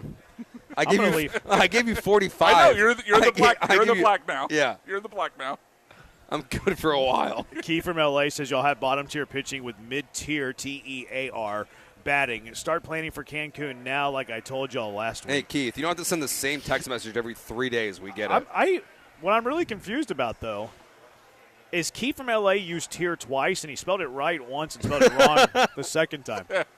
Like, did reverse INE? Y'all have bottom tier, correct, pitching with mid-tier, batting.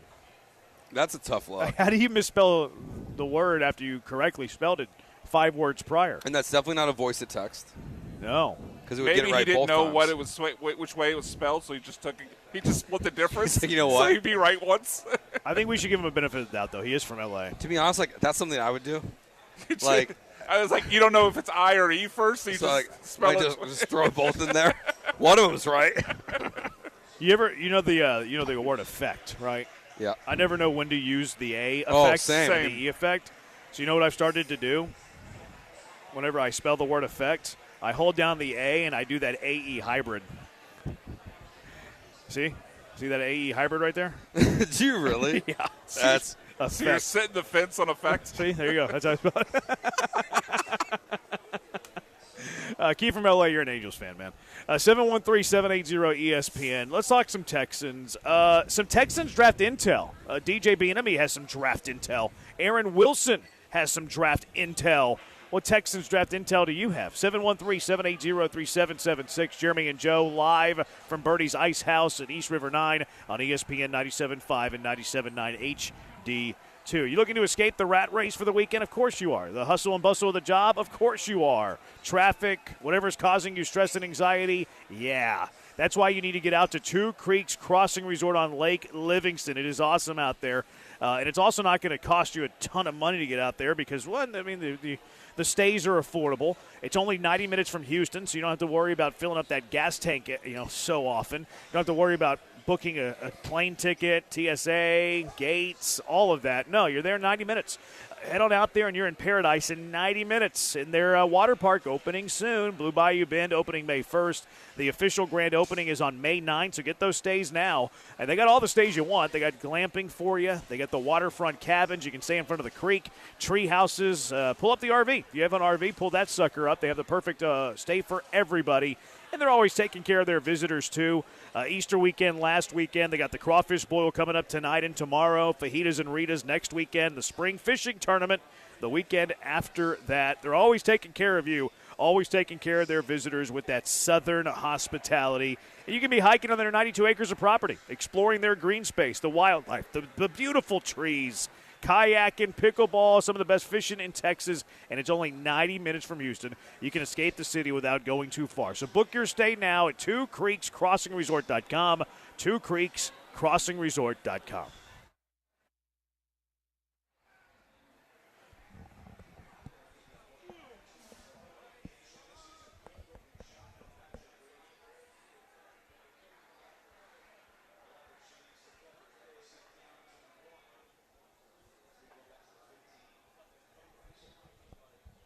Ryan, get the ejection music ready.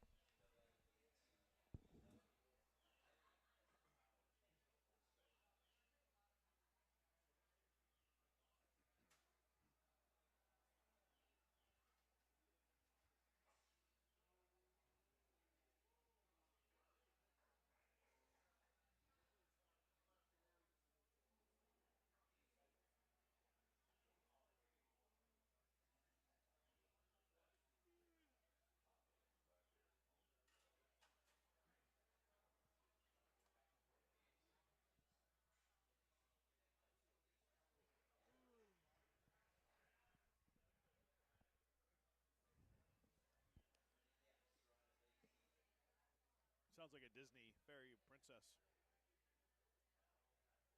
Little Willy Wonka too. I can see a little bit.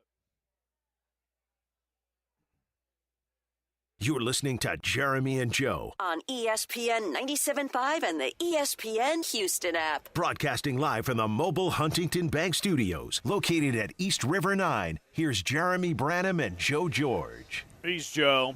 I'm the Huntington Bank bad boy.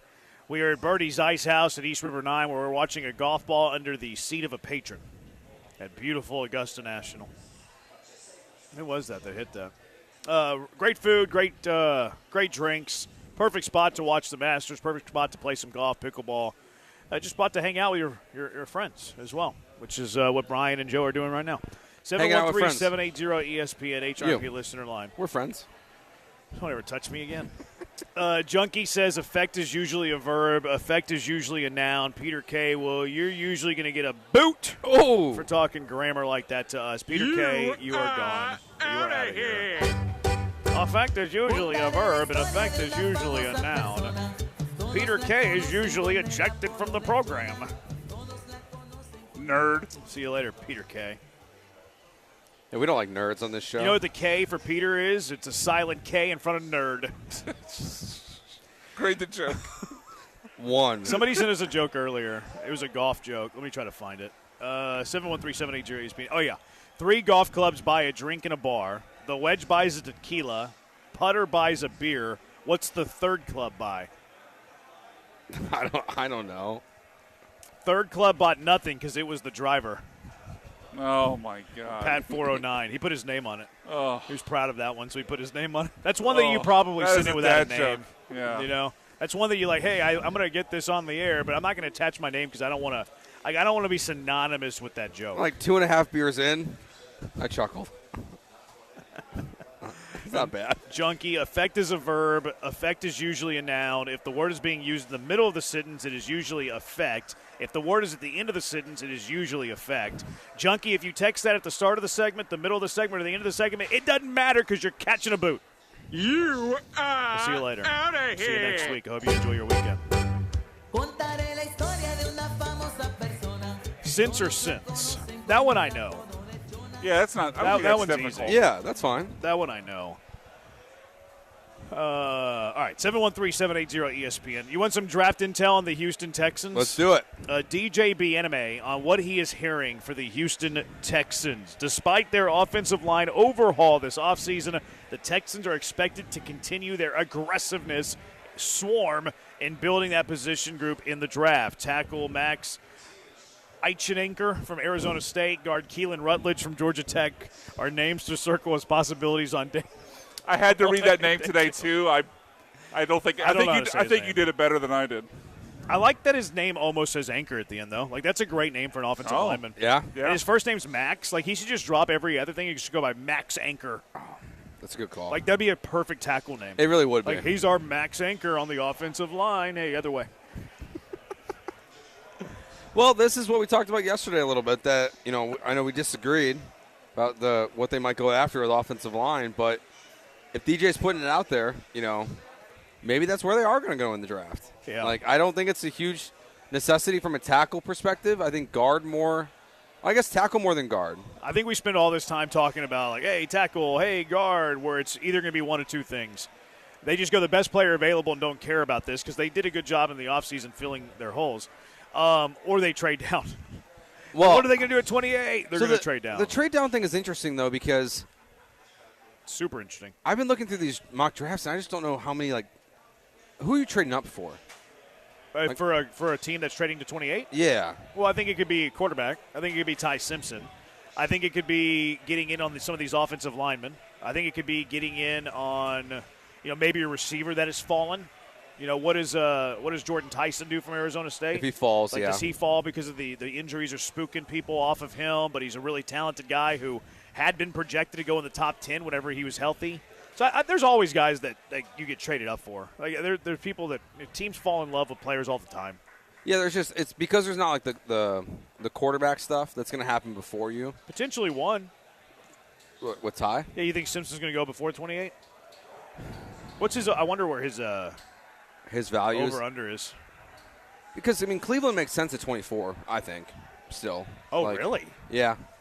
I don't think we can rule them out just yet. I don't think they're in a position to draft a quarterback yet. I No. think they need to find out more about Deshaun, bad contract, Shador, who looked okay as a rookie, before they're in the quarterback business. Especially like Simpson's not like a can't miss prospect. Yeah. You know? Now the Jets at 16, I think it is the second pick. Something like that. I think they'd be more like a trade back candidate, try to get back into like the 22 range. Oh, if anything, before, or they also have 30 in the early 30s, so they can trade up. So they could end up with 3 first-round picks. yeah, because they have if 2 they firsts wanted already, to. right? Yeah, so like they could trade back into that quarterback range. I was kind of thinking the same thing for the Rams. Whenever you say you mean trade back into the first round or trade back from 16? They could do both. Oh, yeah, okay. I think they could do either. Like they can move from 16 to the 20s, or they could move from the 30s into the 20s. Like either way they want to handle it, but. There's not really teams around you that if a quarterback is what moves the needle at the back end of the first, no one really needs a quarterback. So I don't really know where, like maybe Miami at 30. Like, do they need a quarterback? But they just signed Malik Willis. I wouldn't say not for Simpson. Not for a prospect Yeah. that's kind of meh. So No. that's where I'd love to trade back if I was the Texans. It Like doesn't have to be quarterback though. It have to be quarterback. the name. Maybe it's the Jets that are trading up for a receiver. That's true. But just look at the mock drafts that I've seen, like it feels like a lot of the receivers are going well before that. It feels like where the Texans are picking, it's a lot of offensive line, a lot of corner. Those don't feel like guys you're necessarily trading up for to allow the Texans to trade back. So, but if offensive line's where they want to go, and it might be, you draft a tackle, but really they can play tackle or guard. Yeah. Kind of a thing like we talked about yesterday. Here's some intel from Aaron Wilson, who he's got a good batting average. It's not perfect, but it's a good batting average. Yeah, as long as he knows who he's actually talking about, yeah. He thought D'Amico didn't have any interest in this job, but he's got a high batting average. Yeah. Hideki Matsuyama, back-to-back birdies, the Masters Samurai. Aaron Wilson. Yes? He says that Houston is sending position coaches to work out certain players privately, including a, quote, very interesting one next week that he could not say who. Ty Simpson. What does that mean? Ty Simpson. A very interesting one. That's so weird. Ty Simpson. What a weird way to say that. Yeah. Like it's probably some center we've never heard of. Yes. It's so interesting. A very interesting center prospect who's got a great 3-cone shuttle. The next one, Texans want to add a younger edge rusher, Zion Young and Keldrick Falk, 2 potential options. Now, you would have to draft them at 28 if they fall. Brian's disgusted with that from Aaron Because Wilson. of the phrasing, a young edge rusher. Well, any edge rusher you draft is going to be young. Well, Mesidor's not, but Okay. Now outside of Mesidor. Now, Kedrick Falk is interesting because he's 20. So he's young. See, I don't love the whole age thing. Like, people look at the age, well, he's got so much potential, he's 20. Like, what's the difference between drafting a 20-year-old and a 23-year-old? Be like, well, there's way more potential in the 20-year-old. Cool. You get a 4-year contract. Yeah, I think with like You get 4 years of you get his first 4 years guaranteed in the NFL. with Mesidor versus like Falk, it's because with Mesidor he's 24. I think he'll be 25 this year, so he'll basically be 30 by the time his 5th-year contract runs out. So what's that second contract going to look like? He's somewhere else. Yeah, but don't you when you draft someone in the first round, don't you want them to be there for 2-year contracts most of the time? How long can you really plan on a guy being there, though? It's the NFL. Like the average career You're right. The average career is what, like 2.5, 3 years? Yeah. He's bleeding out of his knee. Versus like you're right. Oh, Versus I thought you were talking like- about me. But like versus Falk, he could be 30 by the time his second contract is done. So I think that's the only time the age like really factors in. But Yeah. I don't think it's a big deal. Like people are crushing Mesidor for his age because I keep hearing he was beating up on like babies basically on like 18 and 19-year-olds. But like Okay. It's kind of a Clyde Drexler line there. Can you just say No, that it's he was not. like a man amongst boys instead of beating up babies? kind of a Clyde Drexler line. Beating up babies does Clubbing not baby sound seals. great. Like, I thought we had a Tyreek Hill situation here. I was like, I had not heard that about He's him. breaking his baby's arms. Beating up babies? Yeah, I would say that's a bigger red flag than the fact he's 24 years old. I don't think that's a phrase, Joe. NFL teams are scared because he's 24, but because he's beating babies, he's totally all right. We got some more Aaron Wilson intel. What do you want the Texans to do at 28? 713-780-3776. Jeremy and Joe live from Birdie's Ice House at East River 9 on ESPN 97.5, 97.9 HD2.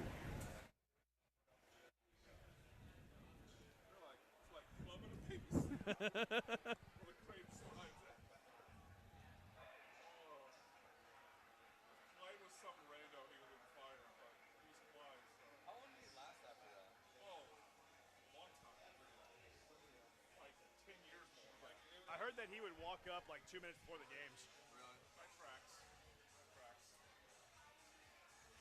He would just show up right before the tip.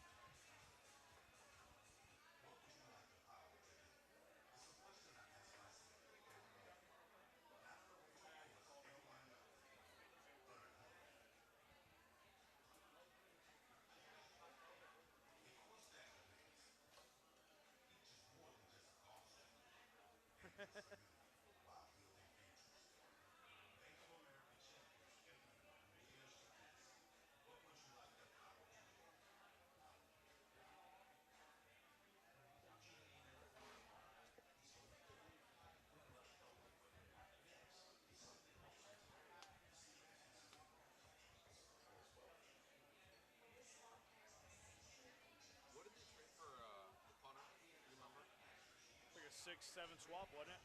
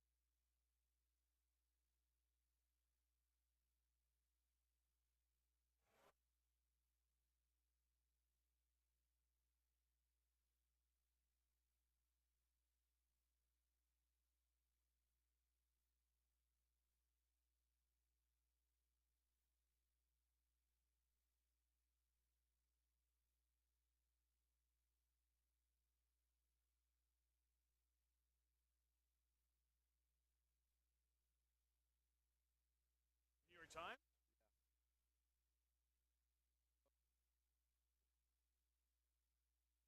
But that doesn't seem like it is. Birdie's Ice House. First time that I've been here. Y'all been here a few times. This place is awesome. Yeah, it's great. Really good. A little revamp of the menu. The food is delicious. The drinks are great. That guy needs a drink. Give him a drink right now. You need a drink, huh? Yeah, oh, he's good. Already had a couple. Lots to get to in the final hour of the show. Joe's going to probably leave in like 10 minutes. Coast in the next. He did extra radio today. You do that a lot. I try. You do 6 to 7 a lot. Are you on 6 to 7 today? Yeah, I am tonight. Yes. What time did you start today? 2:15. So we'll just round down to 2. So you did the last hour there. You're doing 3 hours with me. That's 4. Then you get the bonus hour 5. You're gracing our listeners. It's a lot of show. On ESPN 97.5 and 97.9 HD2 with 5 hours of Joe George today. You're basically the Stephen A. Smith of ESPN 97.5, 97.9 HD2 on Fridays. Hopefully that's a good thing. You rotate out your hosts. Yep. You're like the Rossini of ESPN. No. Veto. You had Brian first, then me. No. I like the phrasing there. You saying had. Hey, phrasing. And then you get Mapes Thank again. you, Ryan. I don't like that. Oh, Yeah, we have Rocket Power at 6 inside the Icebox at 6:30. What's at 6? You know what I Rocket really Power. like, though? Booty. Why is he playing that? I don't know. But Wow. Ryan with the stray. Why did he play that? I don't That know. was so out of context. I'm not mad at This it. is why but- Ryan's not a full-timer yet. It's because he doesn't know context with his drops. Oh, it's all right, Ryan. Thank you, Ryan, for playing it. Rocket Power is coming up at 6. Yeah, it is. Yeah. Rocket Power's at 6. Icebox just- at 6:30. Inside the I was Icebox. just hoping you would give us a little flavor on that Rocket Power. The OTC inside the Icebox at 6:30. You and Sean One's Mapes. What were we talking about? Oh, yeah, draft stuff. Aaron Wilson. Junkie said, how did I get the boot? Oh, he's trying to appeal. We're not listening to appeals. We don't do appeals. I guess Fridays aren't for hashtag learning with Jeremy and Joe. That's Just true. not grammar. Yeah, what do you know with Jeremy and Joe? Someone in the early second that wants to move up to late first to get the fifth-year option on Simpson. Somebody's have to fall in love with Simpson, which is fine. Come on in. You can sneak through. You're good. You're good. Come on. Come on. You're good. You're good. She wanted nothing to do with Brian. Did you see that? No, it's a fair. She thought she She had ran. the A gap, and then she realized she saw Brian in the. Yeah. I'm an So she intimidating bolted. presence. Brian in the was hole. the one tech filling in the A gap, and she's like, I'm out of here. I'm going to try to go around the end. I'm going to see if I can get to the outside. I'm a 2-gap guy. Yep.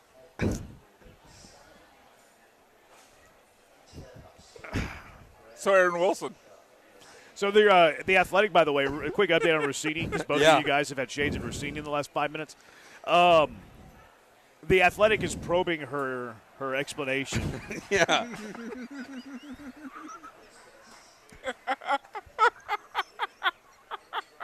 Y'all are children. Come on, man. You said probing. It wasn't my word. Front Office Sports tweeted, exclusive, the Athletic. But now, never mind. All right, exclusive for Front Office Sports. The Athletic is probing Diana Rossini. You had to repeat it. Use a different word. Investigating. Investigating, Jeremy. I'm trying to get through the tweet. I'm trying to read the tweet as a professional, Oh. and you guys are not allowing me. Yeah. Go ahead. Go ahead. Say it again. Yellow leather, red leather. Yellow leather, red leather. I can't do it. I've broken down. I've cracked. What do they call it with an SNL character? Like whenever they crack? Yeah, I think it's cracked. Yeah. I've Or cracked. break. I think it's break. I've broken. Yeah. I can't read it. The Athletic is probing Diana Rossini's explanation about photos of Mike Vrabel Brian. that were published in the New York Post. Sources tell FOS. Yeah, they don't believe I her. got through it. They don't believe her. Sometimes you just got to man up and get through Yeah. it. They They think don't she- believe her. They think she's lying, They man. think she's lying now. Yeah. This is not my numbers have gone pretty high now. Yeah, we're at least at like 70-30. I'm still like 50. Still at like Oh, 50. so you're where I was 2 days ago. I was at 10 the other day. We talked about Yeah, it. I was at 50. That's a big jump. Well, it's I a think huge I'm up jump to because of this 70. probe from the Athletic.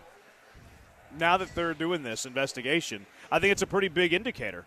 Like, because you had them defending her on whatever day it was, Wednesday, and now they're like, no, we're investigating. Like, that's Didn't her boss have a tweet? yeah. Yeah, or he put a statement out. They Statement, defend her. yeah. They basically defending her, and now they're probing to see if she was being a liar, if anything nefarious was going on here. Yeah. So- It's a bad look for her.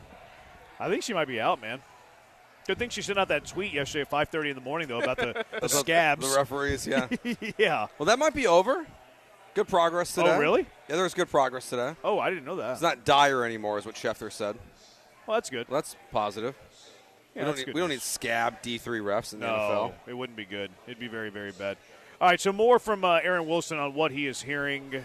We mentioned the DNs. Look, the Texans are looking for punter competition. Cool. With Freddie Krueger, with Jack Stonehouse being an option. So I guess the Texans are in on Jack Stonehouse.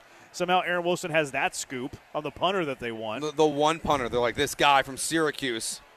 Now, That's who they're locked in on. I'm cool with the punter competition, but they better not draft him like in the fourth. Like, you better be Oh, your yeah. seventh round draft pick. You know, Gosh. you can't draft the guy in the fourth after you traded for a punter. That whenever the punter was traded from New Orleans, they were throwing a Mardi Gras down the streets of Bourbon and Canal because Freddie Krueger got traded. Yeah, it's like I have a very strict 6th or 7th round only for punters and kickers. Down. I'm cool with that idea. Like, if you go earlier than that, they better be the best. Yeah. Even then, like, you see these dudes drafted. Who was the dude who got drafted in the second? Oh, that was Tampa Bay? Yeah. Glasses. Robert. Roberto? I thought it was Aguayo? Aguayo? Yeah, from Georgia, right? I don't remember where he's from. Yeah, I but he think- I got think drafted we're in the thinking of two second. different He got people. drafted in the second. He was a bum. This little moody guy from the Niners was drafted in the fourth. He's on his second team. He's on like a 7th team. Like, you I mean, don't Randy draft these Bullock guys. was a fifth-round pick. The Bears Fifth? drafted Torrey Taylor. Yeah, like, fifth? yeah, Randy Bullock was the fifth. who was the old Raiders kicker? Sebastian Ja- Janikowski. Yeah. Like he was drafted at in First the round. In the first round. Janikowski was a first Yeah, rounder. he was the first rounder. That's so dumb. Like I know that one because people give him grief all the time because he chose Janikowski over Urlacher. Al Davis Ooh. did. Like it I mean, doesn't- they were just drafting based on size. I know, but like, I mean, Janikowski might be bigger. and Janikowski's great kicker. Yeah, but he like, was. a kicker versus like an all-time linebacker or anything. Yeah, that's crazy. At any point in the draft is like at 6th or 7th round, and a lot of these guys just end up being good. They get undrafted. Like Oh, yeah. even just not drafting one ever is fine with me. Fairbairn wasn't drafted. He's the greatest kicker in Houston Texans history. Fact. Not even a question. Justin Tucker, I think, was drafted. Yeah, I don't remember what Was round, it but he was late? drafted. I think he was like a fifth-round pick. Like Vinatieri, Vanderjagt. Like, none of these guys get drafted, man. You can find really good kickers not in the draft. I'm with you. And you see kickers that get bust, like that are bust. Yeah, Oh, no. Tucker was undrafted. Oh, he was undrafted. Huh. Yeah, wasting a first through 5th on a punter or a kicker is the most wasted pick you can possibly have. That guy got out fast, didn't he? Yeah, big phone call. It was like he was shot out of a cannon. Kristen Miller was one of the good visits Houston has had so far. Okay. And then Caden McDonald and Lee Hunter have both met with the Texans extensively. So there you go. There's your update. Houston Texans update from Aaron and DJ. Defensive tackle would be interesting. Where are you at with Caleb Banks? He had the foot injury in college, and then he got hurt again. Yeah, I think he's got the temperament to be a Texan. But like, he's like three. I think he'd fit. He's swarmy. Like he's not a big guy. I mean, he's a defensive. Like he's not like 340. But like having 2 foot injuries before you even get to the NFL, one of them happening at the combine. Like I think at 28, it might be worth the risk. I disagree. I hate. There's one thing that I like. Sport injuries that I cannot stand. Anytime a pitcher has an elbow or a shoulder injury to their throwing arm, that's hard for me to look past. And then anytime a big dude has feet injuries. Sure, that's a Yao thing. Yes, yeah, all of them though. Like every giant that's like 7'2", 7'3", or taller and big have had foot issues that they've never gotten over. I think George Murasan retired early because of a bad foot. Like Manu Bol, I think, had bad feet. Yeah, like I think 28's where like I'm tempted by Caleb Banks. No, I'm out. That's way too high to draft risk that high. I mean, you can get a really good player at 28. So this might be semantics, but like they pick 8 picks later, No, 10 picks later. no, I'm saying it's too early. Oh, so even that early second round pick. Yeah, is you can no. get a really good player at 28. So just not in worth the the risk. second. Not worth the risk at all. That's too big of a red flag for me. I don't want 330-pound men who have fragile feet that I have to have under contract for the next 4 years, and then the opportunity cost of the player I could have had. Yeah, I'm out on that. because this is one where the player looks like he's really talented. Like if it was a torn bicep, whatever. But feet injuries in 2 of them Scares me. I think if it was just the one, I would have been more okay with it. But having the second one at the combine, yikes. Yeah, I'm spooked out of that. I'm out on that, Joe. So punter in the 4th round. No. So I had somebody tweet me just a moment ago, Jeremy Branham. This guy, Allen. Cowboys jumping into the second round, the end of the first for J-Rod, talking about Jacob Rodriguez gaining some heat, and then he's got a picture of Jacob Rodriguez as Mike Tyson and Mike Tyson Punch-Out, which is a pretty cool picture. It is a good picture. I remember I was talking about Jacob Rodriguez as my draft crush whenever the offseason began. Mm-hmm. It's like, man, maybe you can get him in the 3rd. Like, this dude's like being mocked like early 2nd now. He's going 2nd. I think I've seen him in one mock draft recently where he was going to the Texans. Really? At 28. What? At 28? What if the Texans do that? Because we were talking about let's talk about that on the other side. Because we were talking about that yesterday. What positions at 28 are you okay with? What are you not okay with? And we kind of came to the agreement that kind of whoever you pick at 28 is probably going to be a backup, unless it's like a stud center or it's a linebacker. But I thought it was too early for a linebacker. What if it is J-Rod? Also, what the Junkies want at 28. They have thoughts. 713-780-3776. Jeremy and Joe live from Birdie's Ice House at East River 9 on ESPN 97.5 and 97.9 HD2. First, a moment on HRP. We're going to see them soon. Human Resources and Payroll, we love them. Cougar owned by my colleague, Go Cougs. Chris Fisher over there, he's an Aggie. We like him too. But business owners, let HRP help you, and they can help you in so many things. There's so many things at HRP. HR compliance, they can help you there. Do you want some help with your benefits administration? Who doesn't want some help with their benefits administration? That's where HRP can help you. Payroll, numbers ain't your thing. HRP's got your back. Onboarding, you don't like onboarding your employees, HRP has you. Or maybe you're just so busy in one area that if you could, get that taken care of, you could use your time and resources in the other areas that you enjoy, that you really excel in. That's why HRP is great, because you're not going to just order this, off the menu, cookie cutter service. No, they're going to sit down with you, they're going to talk with you, and they're going to figure out a way how to tailor a plan for what your business needs. It's a custom-fitted suit, basically, for your business. And it's going to take your business to that next level.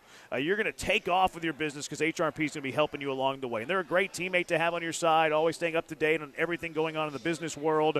Great during tax season. Always up with the new trends that are going on. So let HRP help you. No job is too small. No job is too big. They're going to completely customize a plan for whatever you and your business needs. Their technology, top-notch. It is the very best. Their service is elite. Their service is so good. Guaranteed fulfillment. You'll never talk to a stranger. Anytime I have a question, I send out an email, but they're always very helpful, very easy to understand. It's like their long-lost friends over there at HRP. So give them a call at 281-880-6525, 281-880-6525. Let HRP customize a plan for you, or you can just visit them on the internet, hrp.net. That's hrp.net.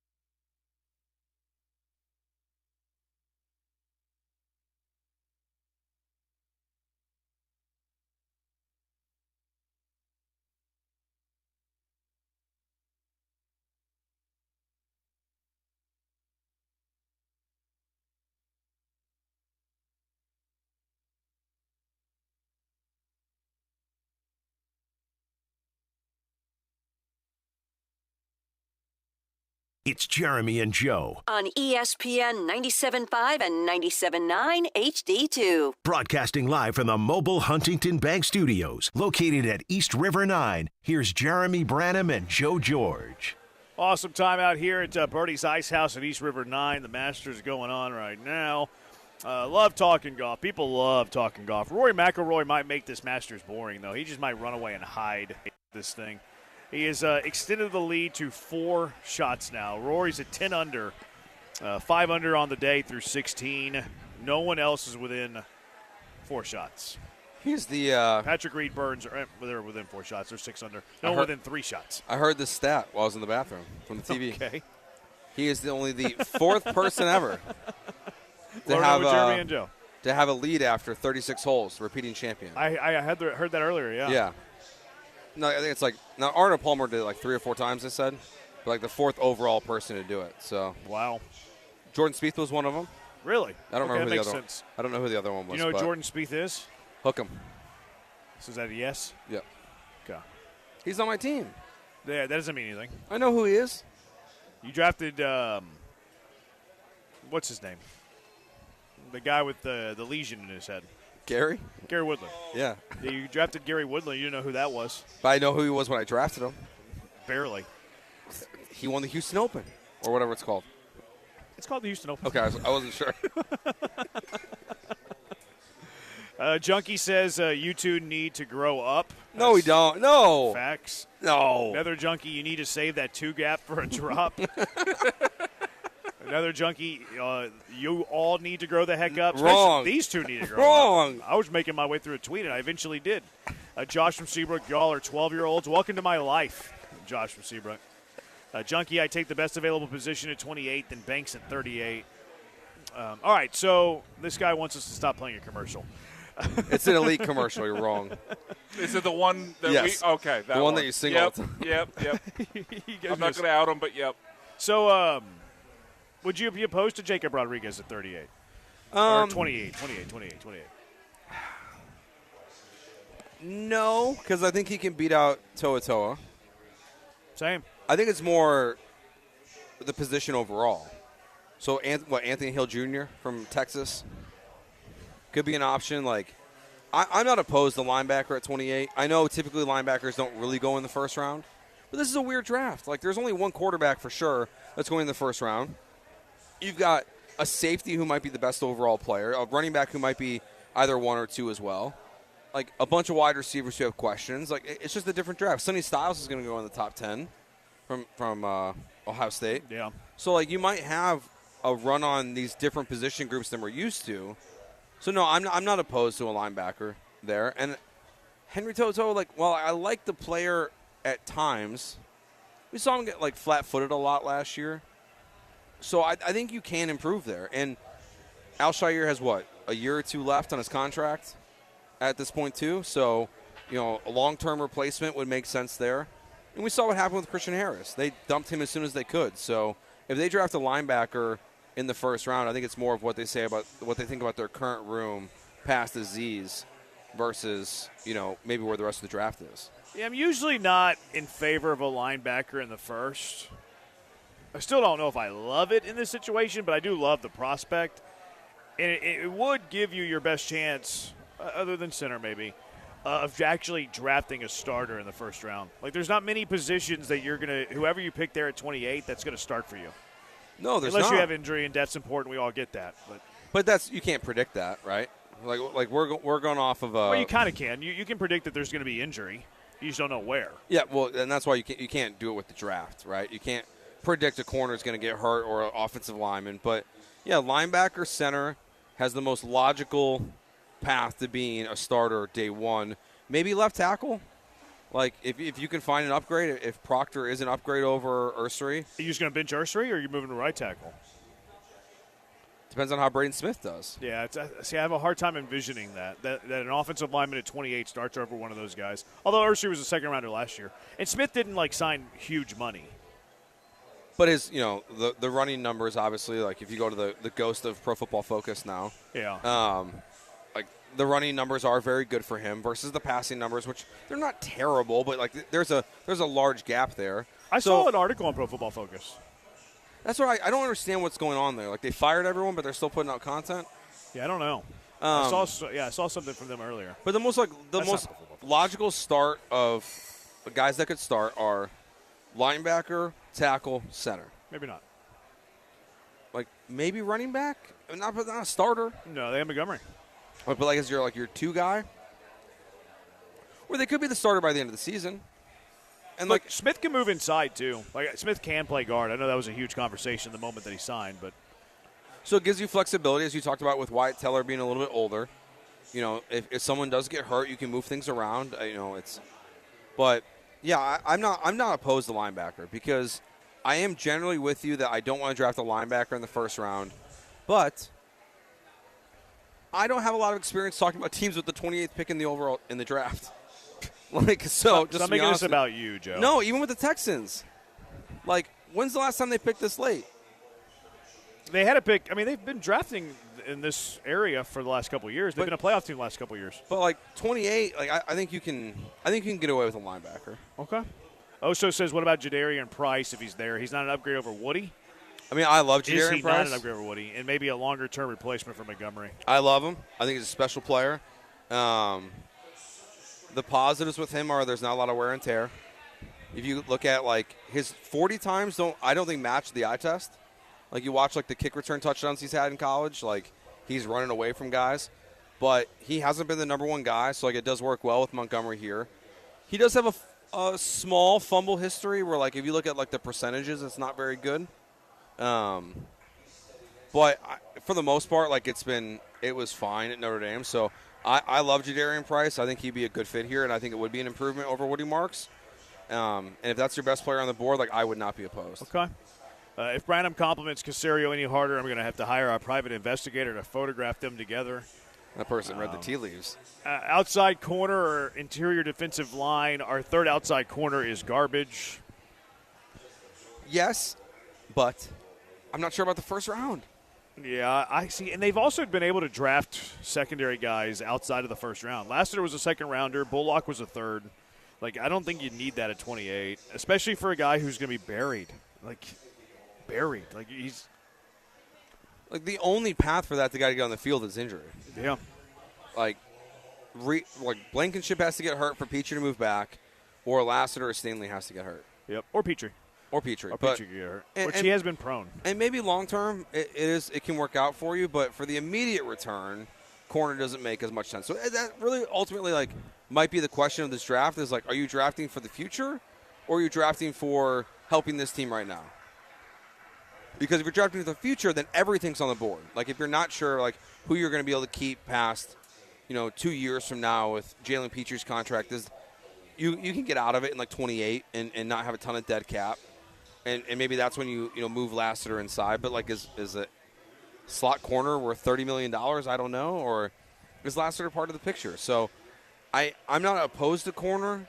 I think it would be telling of what they think about their long-term prospects at corner. But it's not a huge priority for me right now. Another junkie I want an outside corner or interior defensive line at 28. Wouldn't mind OL. Do not draft running back or receiver. Concentrate on the lines, says Lex. That's fair. Yeah, I like Price. I think Jordan Tyson's a really interesting person to watch in this draft overall. With his injury history, how far he falls. But that goes back into the Caleb Banks conversation. Yeah, the player is special, but is it worth the capital at 28 to draft a player that's got a major injury history? I don't mind Tyson's as much. I'm not as familiar with his as I think his Banks. been hamstring stuff. So that could be fine. I just don't think he's going to make it to you. No, I don't either. The receivers at 28 is probably more like Denzel Boston is probably one who could be there.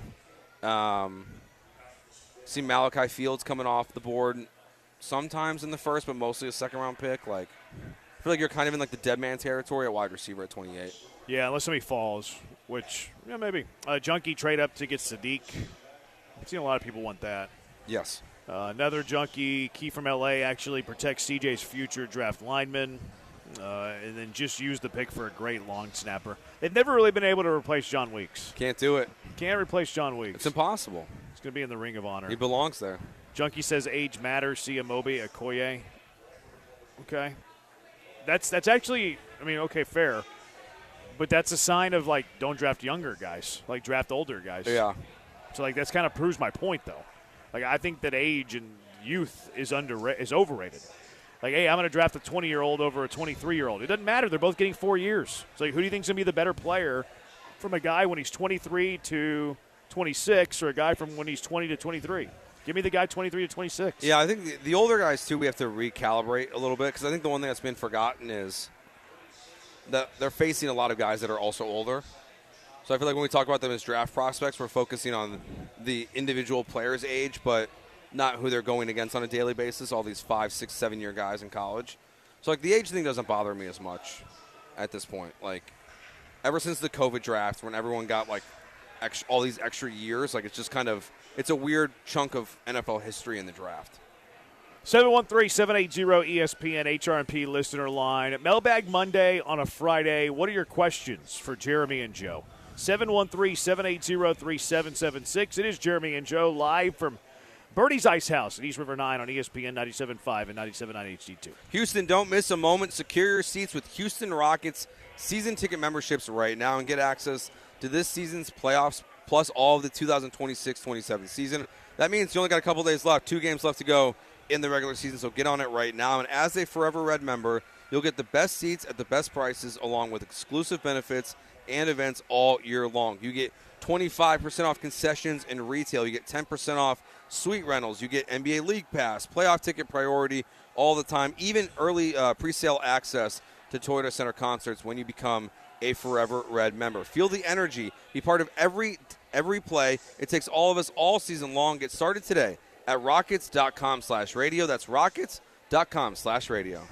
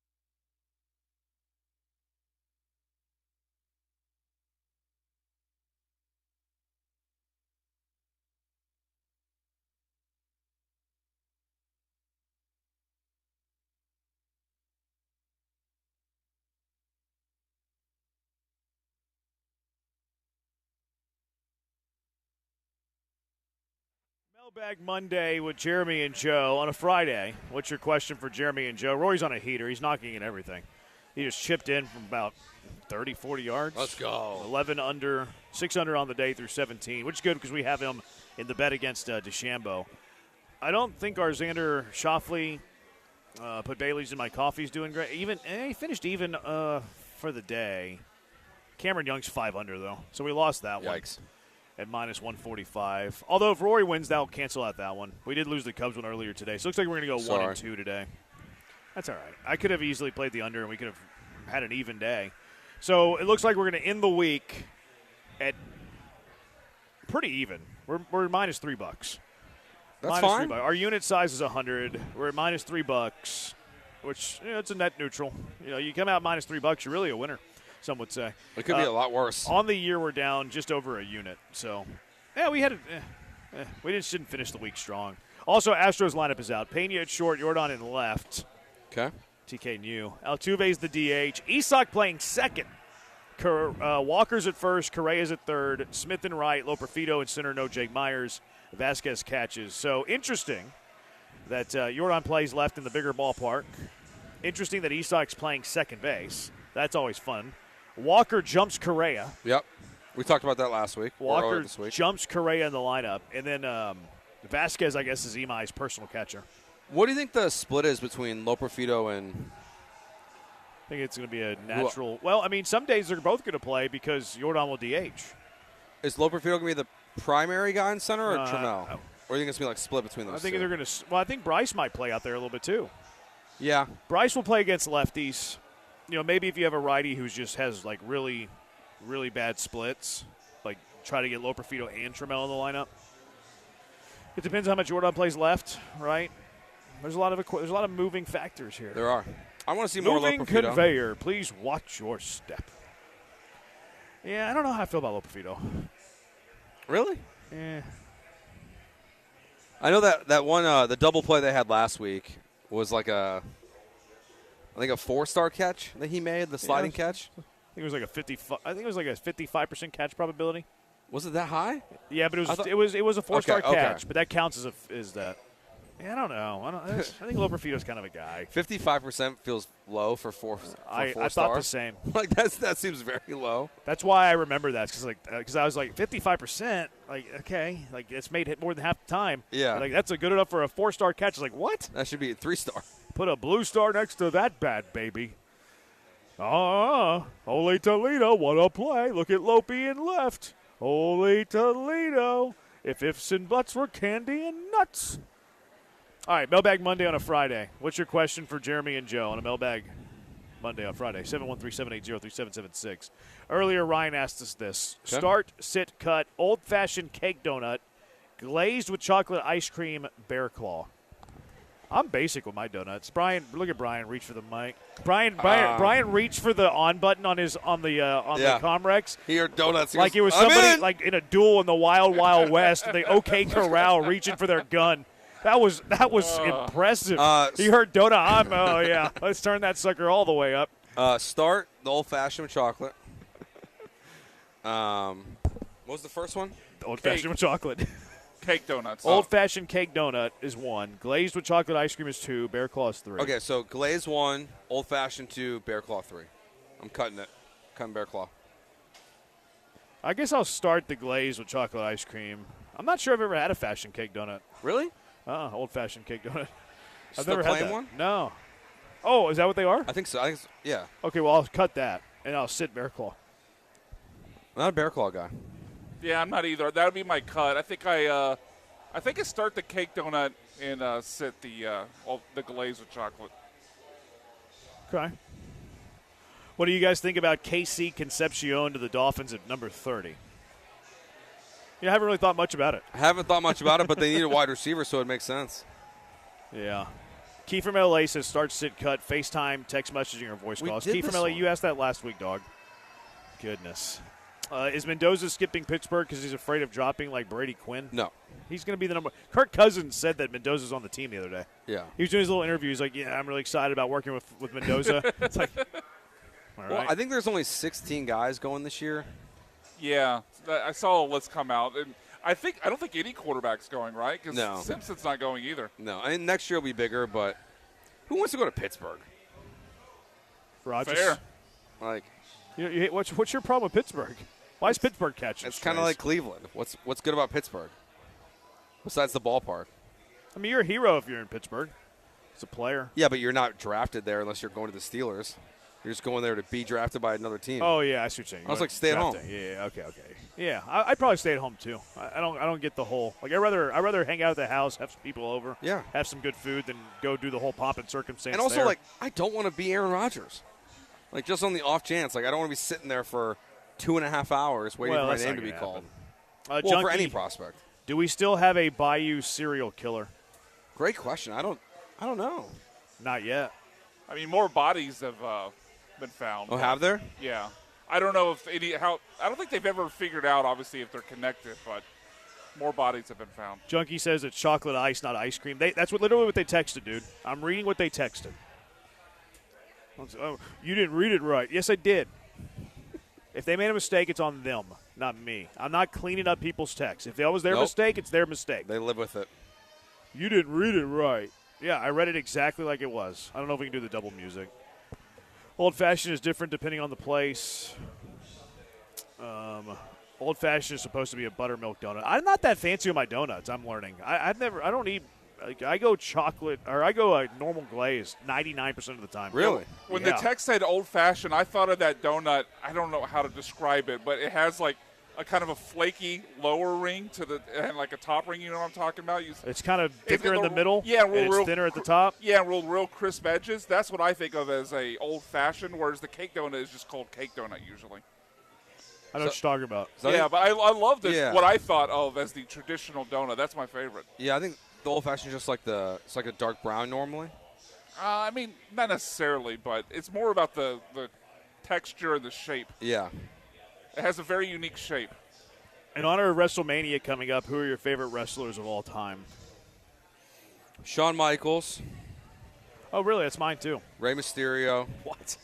Jeff Hardy. I mean, Rey Mysterio. No. no. He's the greatest luchador of all time. You're big into the I mean, luchadors? no. The greatest luchador of all time is Dom Mysterio, Dirty Dom. Wrong. Okay, I'm sorry I asked this question. So it's HBK, Ray, 137. Jeff We got a Hardy. wedding party coming through. Or prom pictures? What we got going on here? Brian, they're like 14, bro. Prime. That's not, oh my God. Can you give us your top 5 sports announcers? That's a lot, 5. I'll just rattle off a few that I like. Okay. I like Kevin Harlan a whole lot. Yep. I think he's Same. phenomenal. Nance? I like Nance. I love Iron Eagle. Iron Eagle's fantastic. Come on through, you're good. Nope. Rejected. It's different for the sports to me because like I like Brad Nessler a lot on college football. Can't stand him on college basketball. It's kind of weird. Okay, who's your number 1 NFL guy? Probably Iron Eagle. Okay. I like Iron Eagle a lot. College football?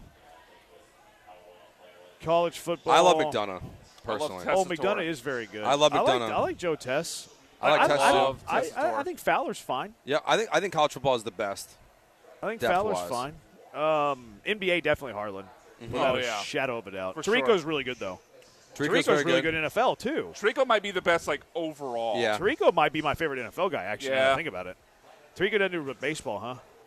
No, Baseball. but, I mean, I really don't like any of the they national have baseball people. now. It feels like a matter of time, right?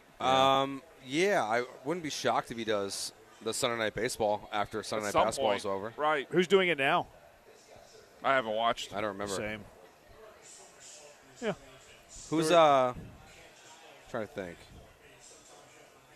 Who's your number 1 baseball guy then? Todd Callis. National.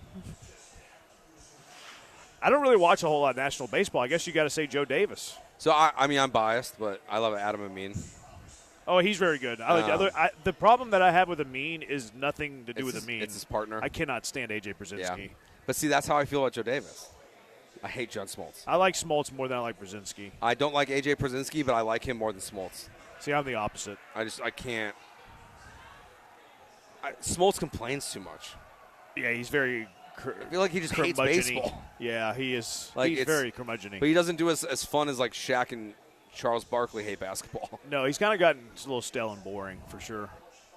If you had to trade one of the big 3 sports franchises in Houston for another team in their respective league, which team would have the greatest trade value today? The best value, the Rockets. Not the Texans? Yeah, I thought it'd been the NFL team. We're saying trade value, not financial So I was thinking like dollars. the young players, they like the trade assets overall. I mean, the Texans have Will Anderson, Derek Stingley, Yeah, Kamari but Lassiter. you might not Stroud's a middle-of-the-pack quarterback. Depending on who you're calling. The Rockets have a man who can't shoot, and Alpy, who, according to Kevin Durant, can't shoot or defend. And you have Jabari. Who Kevin Is said our- other things about. he called him the R word. He called him a rocket. It depends on if the other team wants Stroud or not. Yeah, I think it's the Texans. Like that defense, pretty good. I think it's the Texans. Yeah, I'll go Rockets. Not the Astros. A late question, but do y'all think Gerard Johnson's consideration for offensive coordinators because he earned the consideration, or was it to fulfill the Rooney role? I think he's earned it. It's hard to say. Best candy bar of all time. Candy bar is an interesting Oh. spin on Oh. it because I would go with the Ferrero Rocher, a VIP, but it's not a candy bar. It's a candy ball. Snickers? See, would you give me a Kit Kat? Sure. Yeah, That's it's a bar, candy right? bar. Yeah, it's I a mean, candy you bar. can break me off a piece of that Kit, but it's a bar. Yeah, it's Break me off a piece of that Kit Kat bar is a bar. I would go Kit Kat. Underrated number 2. Underrated number 2. Are we only taking the base flavor? Can I get my underrated number 2? Yes. Go ahead. Mr. Goodbar. Oh, yes. Well done. Mr. Goodbar's elite. That's my number 1. But Really? Were you going to say that? Well, Or yes. did I remind you? No, I was going to say that, but I was going to say I do like Kit Kat, but I mostly like to have a mint chocolate one. That one's really good. Really? Yeah, I've never tried that. yeah. I bit into a Kit Kat the other day and it didn't have wafer. Really? Yeah. They just- It was just a block of chocolate. I was like, this is terrible. Is that one of the ones that got stolen? It's like, where did my Von wafer go? They took all the wafers out, put them back on the It shelf. didn't have a wafer in it. No, That's I my go- favorite part is the wafer. No, I go Snickers one. Good Bar is very good. It's not good for your teeth, but I do love a Butterfinger. I feel like Twix should be in the conversation. Twitch? I'm not No, a huge caramel guy. Twix. Oh, Twix. Twix. I do like Twix, but it's not in my elite tier. Kit Kat bar. JB dropping bars. Always do. Got to be paying attention. All right, I think that's it for Mailbag Monday. Good Mailbag Monday, though, guys. That was good. All right, coming up next, what's your Junkie of the Day? 713-780-3776. Junkie of the Day with Jeremy and Joe coming up next as we are live from Bernie's Ice House at East River 9 on ESPN 97.5 and 97.9 HD2.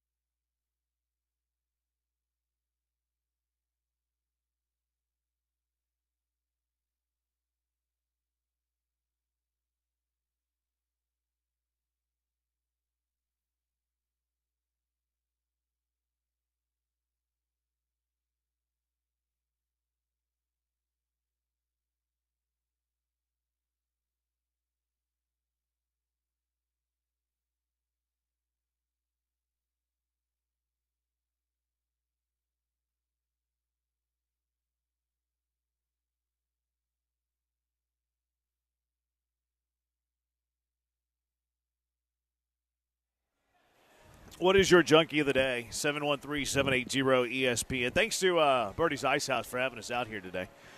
Fantastic out here at Birdie's Ice House. Always love coming to East River 9. The new look restaurant, golf course looks good. Swing feels good. I like my chances. They got the driving range. They got pickleball. They got it all out here at East River 9. A couple of Brian's said Mr. Goodbar is the magna cum laude of candy bars. That joke did a number on that junkie. Apparently. Another junkie said mint chocolate chip is stupid. Just use some scope and eat chocolate. He also said white chocolate Kit Kat is far better than the original. I don't like white chocolate. At all? Not much. I love white chocolate. Not a huge white chocolate kind of guy. So that's my hang up there. Iron Eagle's son is good too. Disagree. I think he's fine. Not a He's huge fine. fan. I don't think he's elite. My controversial fave is dark chocolate almond joy. Joe likes those too. I guess it's either a textural thing for all the hate it gets. I think almond joy is fine. It's just an almond joy. It's just buried on the depth chart. Do you like dark chocolate? Not really. See, I Did think he birdie 18? I think so. Oh, he birdied 18. He is lapping the field. Yeah, Rory's crushing it. He's finished his round 7 under on the day. He's at 12 under. Double the lead of Sam Burns and Patrick Reed. My goodness. This might be over by tomorrow. I say it's either going to be over by tomorrow. We're going to see an all-time collapse. Rory has done both. Yeah. I think that Rory winning his green jacket last year, though, reduces the chances of a collapse. Just like a confidence thing? It's just like, he doesn't have the stress isn't as high. Sure. Like, he's won every single major now because he got the career Grand Slam last year. He's won at Augusta. He has his green jacket. Like, what does he really have to lose? Nothing. A 6-shot lead? But, I mean, he's playing really well. Playing really, really well. What were you saying about dark chocolate? I like dark chocolate more than normal chocolate. Oh, really? My wife likes that, My number too. one. It's healthier for you, too, if you eat, like, the real chocolate. That's true. Yeah. They say it's good for stuff. That's not why I eat it, but yeah, but I pretend like it is. It's a happy accident, Yeah. as Bob Ross used to Yeah. say. There's no mistakes. Sure. There's only happy accidents. All right, Junkie of the Day, 713-780-3776. What is your Junkie of the Day? Brian. First one goes out to I was trying to catch him. Probes. Probes? I was reading a tweet. No, just Junkie? probes. Yeah, probes. My only other Junkie of the Day nomination. Actually, I do have one more because apparently some big-ass spiders have been spotted in California that can soar through the air. That's scary. But the last one would be Georgia Ford Kareem Stagg, continuing the tradition, but now in another sport, was arrested for speeding, 87 and a 65, and also only having a learner's permit. So Junkie? Georgia still getting it done, but now in a different sport. You're with in basketball. college and you only have a learner's permit? I thought that part was a little weird too, but Don't you get that when you're like 15? 15 is when I Well, got you mine. get it whenever you're ready to drive. But normally that's 15? Yeah, I guess he's a late bloomer. I guess so. Well, clearly not. It's going real You fast. never know somebody's story. That's true. We don't know where this guy's from. Maybe they didn't have the means. That's true. You go No, to he Georgia, you speed. I have Go heard, though, fast. that like a lot of this newest generation, what do they call them, Gen Z? Is it Gen Z, yeah. That a lot of them like have no interest in driving. Yeah, I've heard that. I don't get it. I don't either. But because that's like your first taste of freedom Yeah. is being able to go somewhere without your parents. Yep. Like I would desperately want to be able to drive. Maybe that's less for Gen Z because, like, when we grew up, like, in driving, the world of social media wasn't what it is today. Yeah. Like, you kind of, like, that being able to go somewhere meant something more than I think it does today because you can see everything through social media. Yeah, that's true. What's your junkie of the day, Joe? Doc Rivers. Things are falling apart in Milwaukee. But they had a team meeting the other day. It did not go very well. And he dropped this one on his team as they're struggling. He said, quote, "Look at my resume and Google me. I took teams to the playoffs and championships that weren't supposed to be there. I thought this was one of them." Wow. Sorry, Doc. Junkie? What team did he take to a championship that wasn't supposed to be there? Not one. Not a single Not one. Like Boston was the definitely only supposed to be there. Yeah, they had the big three. He said Google me? He said Google He me. did the Kurt Signetti? Yeah, Yeah. he did it to his team. You can't do that. No. He's about to be No. fired. You lost the series down up 3-1 with the Magic, bro. The Ichiro statue, they unveiled it earlier today. The bat broke. He got sawed off at his own No. statue. He got a little two-seamer on the hands, broke the bat.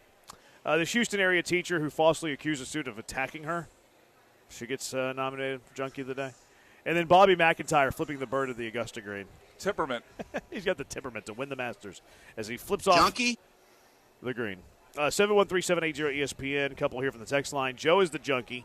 Said to come out down to golf, and it's raining. A lot of people are golfing. You're the junkie. Yeah, people are golfing right It's now. actually a beautiful day. Oh, you know what? It was Keith. Twitchers are clamoring for Keith to call in again, but y'all chased him away. Yeah, rightfully so. All right, does it for us. Who's winning? I think it's the Ichiro bat. I'm looking at the Yeah. video right now. That's embarrassing. Ichiro Bat They had a statue. You're follow-up the tweet winner. that was funny, but yeah. That's You're a the bad winner, one. Ichiro Bat. Thank you to Ritz does it for us. Thank you to Ryan for the hard work, to Brian as well, for Joe, for me. We'll talk to you on Monday, Houston. Have a great weekend. Rocket Power coming up next inside the Icebox, and then Smoking and Toasting later tonight. Keep it locked and loaded on ESPN 97.5. Good night, Houston.